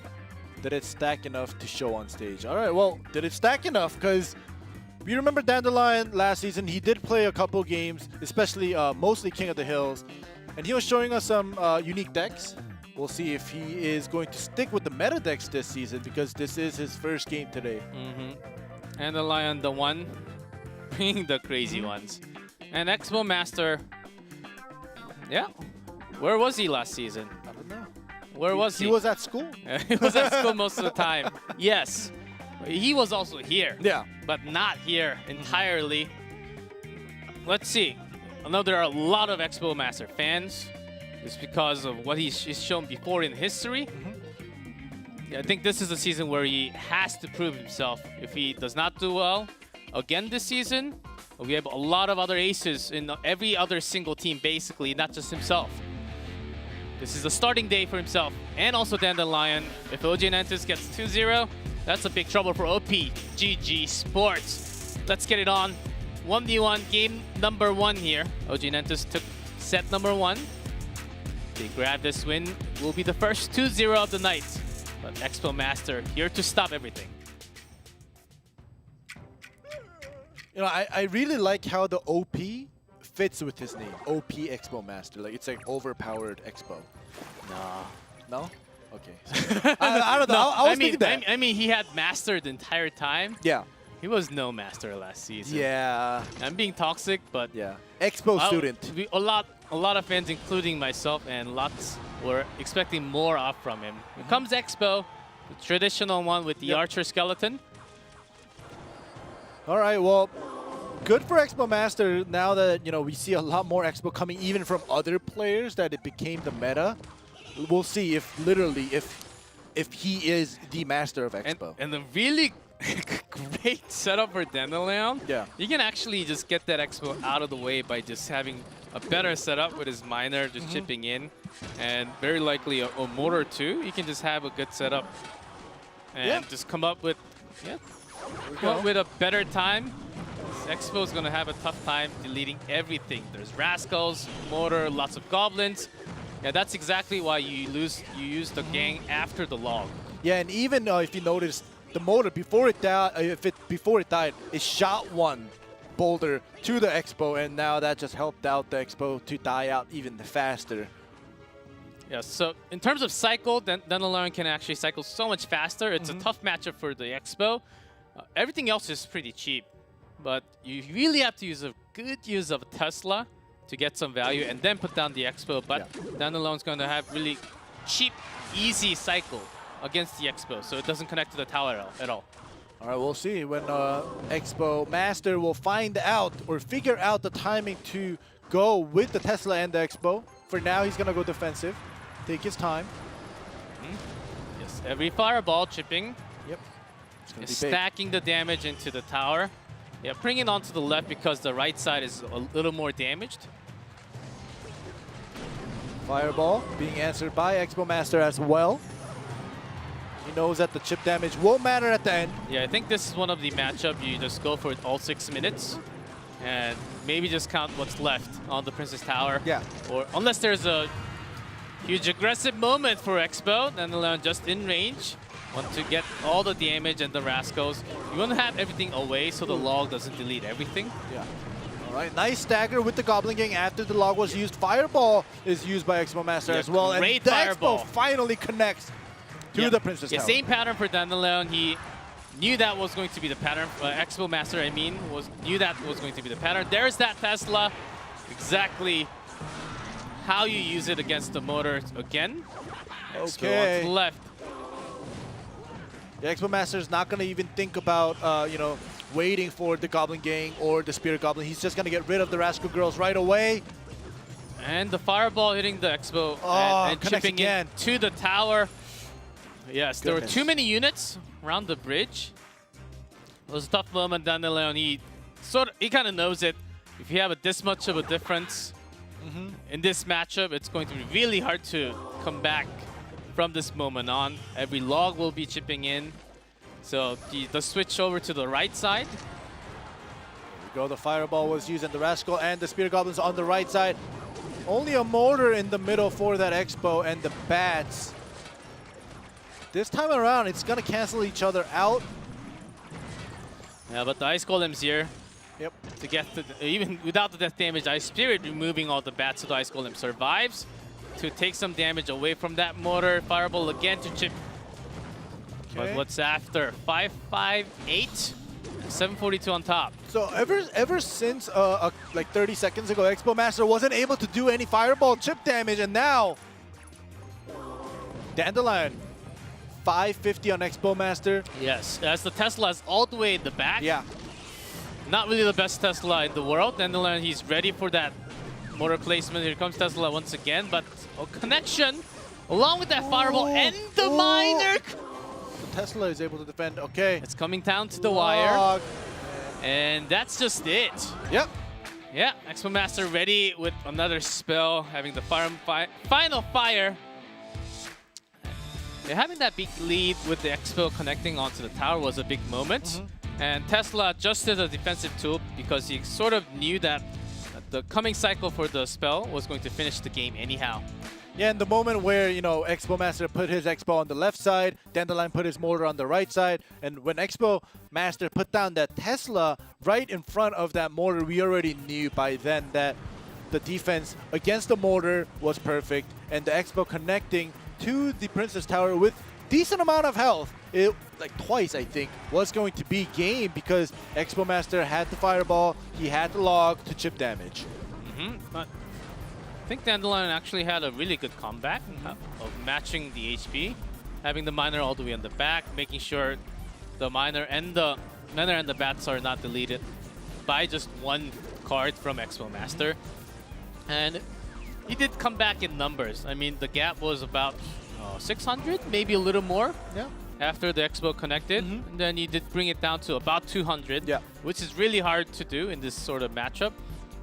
A timeout is called from OG and Entis, as maybe Dandelion's really looking for the win. Expo Master, first one, he did show himself. A step to proving himself to become the master once again. I think he's a disciple right now. Yeah, let's bring him down to disciple level and maybe call him a master. Like after a few weeks. Yeah, after a few weeks. After a few weeks of seeing him playing 1v1. Yeah, he has to prove himself to us and to you guys that are watching, because last season, like we said, where was he? We don't know. So just because he came back doesn't mean he is the same Expo Master. But so far, he knows what he's doing. He knows how to win. We'll see if he's able to do a 2-0 in set 2. Another Expo deck will be okay. It's really in the meta. We've seen Expo already, including this matchup just now 3 times. Just for today. There are lots of Expo counters, if you're thinking about that. We already said Giant. Yeah, a few other big ones. Goblin Giant also. Even without the Sparky is also okay. Any of those really big units. Sometimes you even bring Knights and Arrows right now. It's pretty common in ladder too. 1-0 for OP Expo Master. I like that. Yeah. I like that. So far, OP. Yeah. But Dandelion might take that OP out from the name. Game 2. Here we go. I want to see Expo Master just be like Benzer, where, you know, since there's no more bans anymore, just Benzer always plays a mortar deck. Expo Master just always plays the Expo, and I think he's going to do that again. Alright, Magic Archer. There's certainly a good potential that can happen. We'll see. We'll, you know, we can tell that Dandelion switched things up with the P.E.K.K.A deck. Expo Master probably staying with the same deck, so yeah, these two decks. A lot in debate which one's better. Yeah. Expo deck's still really good, but as long as you have a Tesla against the BRAM, you get a defensive Expo first, and then the second one against second one going towards the bridge, and depending on the timing of the P.E.K.K.A, it might be tough for Dandelion to actually break it. He's got to wait for the BRAM timing because of Tesla. It's a weird matchup. The more I explain, it gets weirder. Yeah. So I stopped. Yeah. We'll just see how they decide to play it, and Expo Master is going to commit the Fireball to even out the Magic Archer. Yeah, Magic Archer has to be played away from the tower because the Fireball will be putting some damage to the tower all the time. Now, Tesla, I love Tesla. It's a great building card. Just keep on using it. Just keep on using it. Yeah, minions gone. Boop, boop, boop. Bats gone. We can tell that because Dandelion always constantly, like in a way, like not like fully pressuring, but kind of half pressuring, Expo Master, he has no chance to put even a defensive Expo right now. Just waiting for the time. Yeah, skeletons. We heard the Ewe is attacking, but no real animation on it. So Dandelion, he wants to make sure that he gets some value out of that Magic Archer.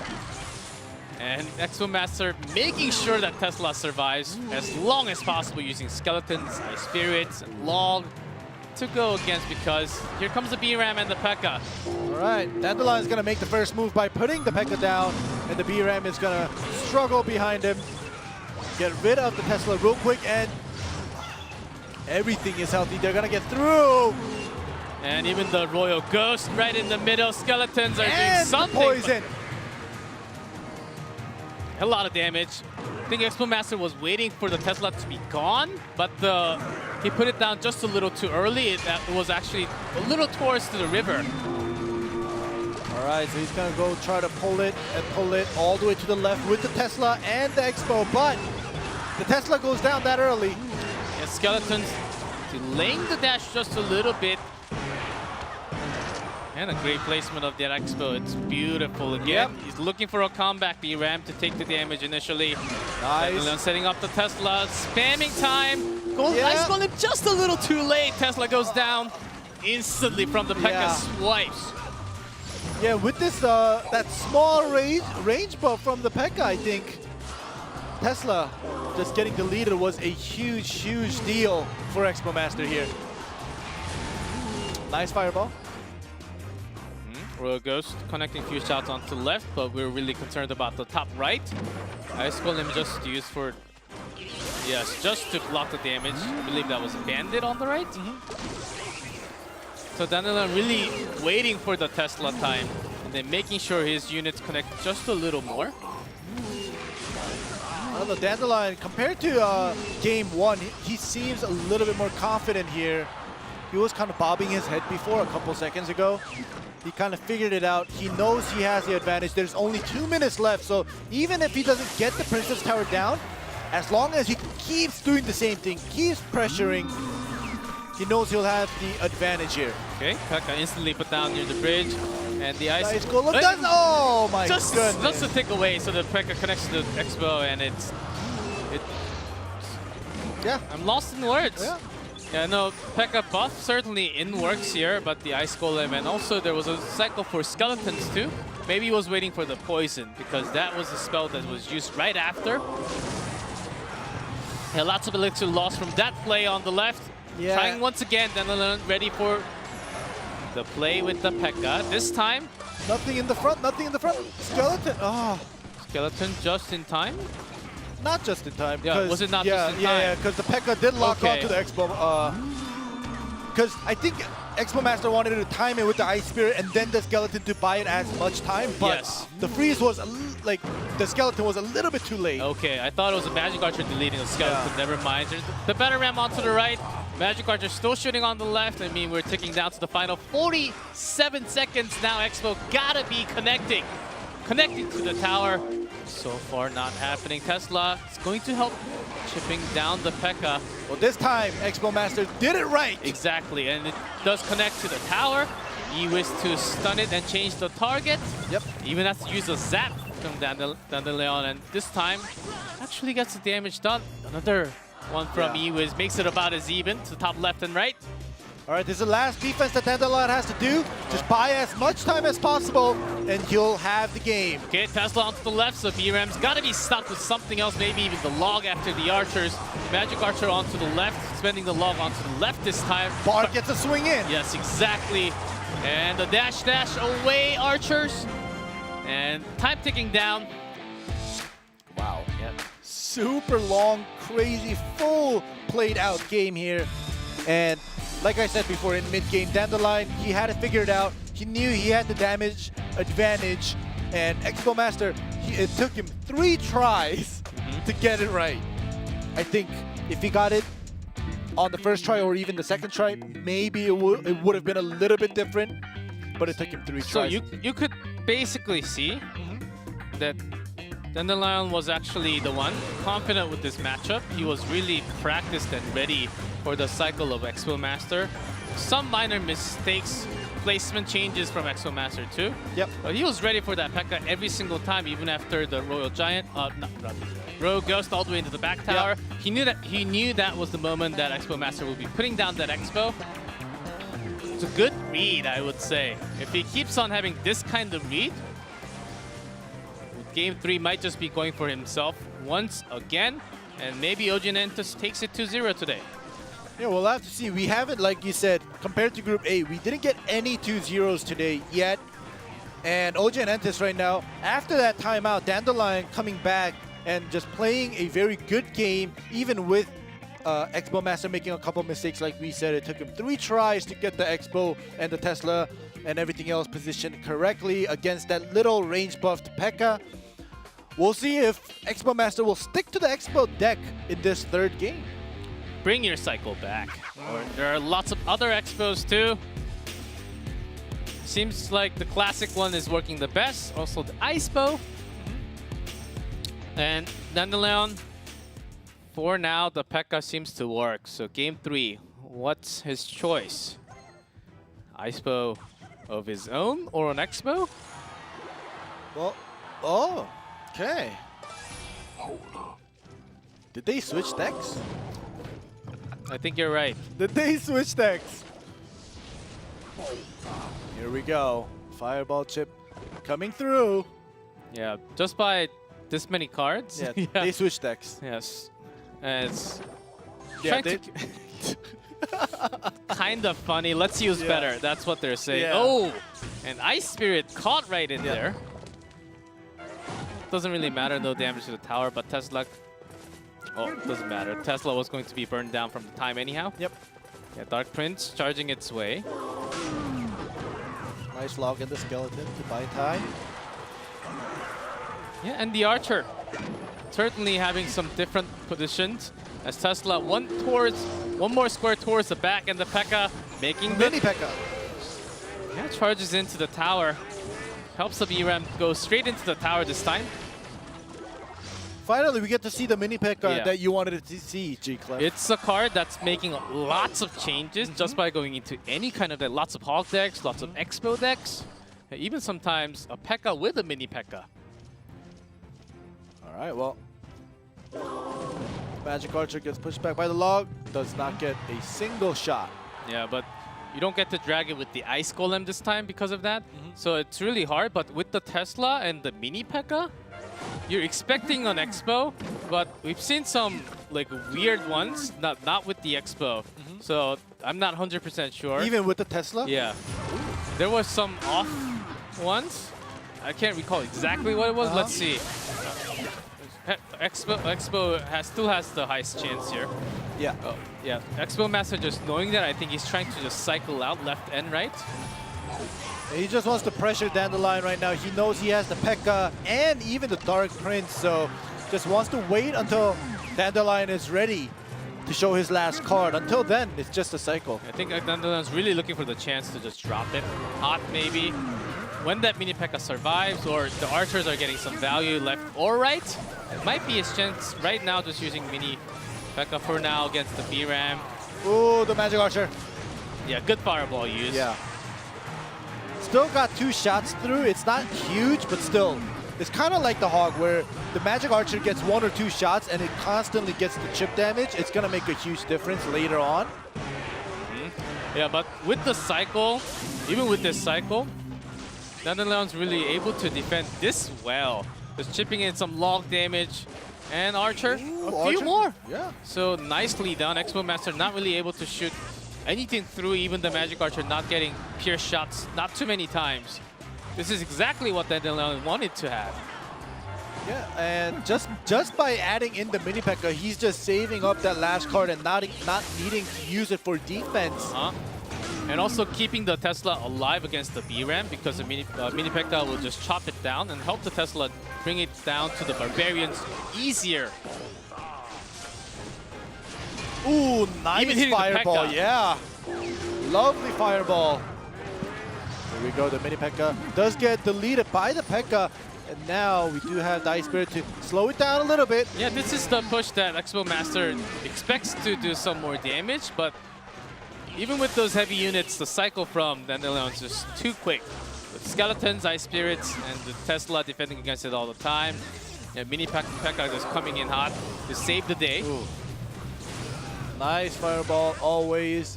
Wherever the Magic Archer goes, fire follows. 1 minute and 40 seconds left. And also from Expo Master, does bring some. Okay, it's just gonna be poison. Yeah. There had to be another spell in it, but he does from time to time change up just a little bit to surprise the opponent. It's up to Dandelion for the final push. It is certainly not Expo. If he had he had a lot of chance. Yeah. There we go. Okay, RG. But There's against the RG. P.E.K.K.A, he really didn't have too many chances to put it down. Only a few shots. But he's putting it down because he wants to chip it down so that before time runs out, even if he doesn't get that crown, still the HP counts. And if you notice, the P.E.K.K.A on the left side actually gets a swing into the battle ram before it dies. So the battle ram explodes early, and the Tesla will get max value. Well, Mini P.E.K.K.A saves the day before the dash up bit the bandit. And still the RG had a few shots into the tower, so 1,000 to go down the lane. I think he's ready to jump off the stage and go home. Pack everything for OG and Entus. 30 seconds left. Magic Archer gets a couple more swipes. 3. And remember, they have Snowball and Poison for Expo Master. We have Log and Fireball for Dandelion. After Tesla my going down, goodness. RG here with the Archer and the Ice Spirit set up, so P.E.K.K.A Buy time. slowed up so 1, much. 2. Okay, only 2, but remember, 8 seconds. 8 Fireball. seconds. So, and Fireball's waiting. It's a long HP away. Doesn't even need it. He's got it. Wow. Got it away from Expo Master. What do we have at the end? OG and Entus certainly showing their style in 2v2 with the Hogs. Dandelion bringing some chip RG, which is not too common. You do see some 2.9, but with the ice usually, not with the Mini P.E.K.K.A too many times. You know, I'm amazed because, you know, we saw early on and we saw what Dandelion was bringing out, and I was calling out, oh, they switched decks. It's probably an Expo. And then you called out like a little bit later, it could not be an Expo. Like, there's a possibility. Weird. Yeah, it was if weird. If he was Expo, he was I'm supposed amazed. to put it down. You long called time out ago. so many decks right today, and oh my goodness. You should be G-Clef Master. The deck calling master. Yeah. Well, this meta is. G-Clef Master. It's this meta. It's, I would say it's easier to read compared to the last season. Yeah. If you take out RG, of course. Yeah, the last one was really like, oh my goodness. But yes, Expo Master. not Master anymore. Not able to prove himself today. OPGG only getting 1 game off of OG and Entus. And that was Expo Master in game 1 of set 2, so OPGG Sports, I think they're going to need a lot more practice, because we were talking about how both these teams didn't get any roster changes, so we were expecting a lot more higher quality games. But OG and Entus just, you know, showed us that they can 2-0. And you know what? This season feels really different from any other season of Clash Royale League Asia, or even going back to Crown Championships. Yeah. It feels really different. Of course, Crown Championship only for Korean players, of course. But it feels different in terms of meta and how skillful and the different colors that we have coming from the out of the region players, and also the rosters that stayed the same but playing different in the beginning of season. Still a little too early for me to call out. Only 1 day for Group A and B. You just had the results, and the results for Group A and B, just 1 match each. Let's see if this snowballs into some teams going towards that bottom 2, because bottom 2 of both teams eliminated before the playoff. They don't even get a chance to go up against the other group. And you notice the difference. This is the next matchup that is coming up tomorrow. And that's back to Group A, where Group A had the 2-0, 2-0, 2-0 games on Thursday. I'm not going to be here tomorrow. I'm going to be watching. But do you think it's going to be another 3 2-0s? No. No? Match number 4. I don't know why it's not match. Match number 4 of Group A, yes. Kicks versus Chaos Theory. What do you think? Maybe they're both so strong. I'm expecting IMJP versus Benzer. Yeah. 1v1. That might just be the highlight. Dragon Egg versus Detonation. I'm expecting some crazy 2v2s. Ponos, the champion who lost yesterday, 0-2, versus Talon. They gotta grab a win there, but Talon seems really strong too. So all the teams and crazy rosters. This is, I think I'm pumped up the most compared to all the other seasons, not just because of some different decks and different meta coming in. We even got to see Fisherman for the first time in 2v2. What's happening? Just creative decks coming out, not really staying with the meta, but putting like two different cards, like the Mini P.E.K.K.A, which is really becoming a trend. Fisherman and few others. Like OG and Entus showing their style with the Hog. They're staying together, but with the adjustment with the new meta. this is the season that we're going to have. I'm going to like it even more. Yeah, it's definitely like for me personally, I only saw Thursday and cast it today, and it's already so much different compared to Season 1 where we had very similar decks come out over and over again. But this season, so different, new style, everybody else has their own style. And expect to see a lot more great games of 2v2 and 1v1s without the fan cards this time. It's going to be a lot more fun. Clash Royale League Asia Season 2. We continue tomorrow. See you guys with Group A.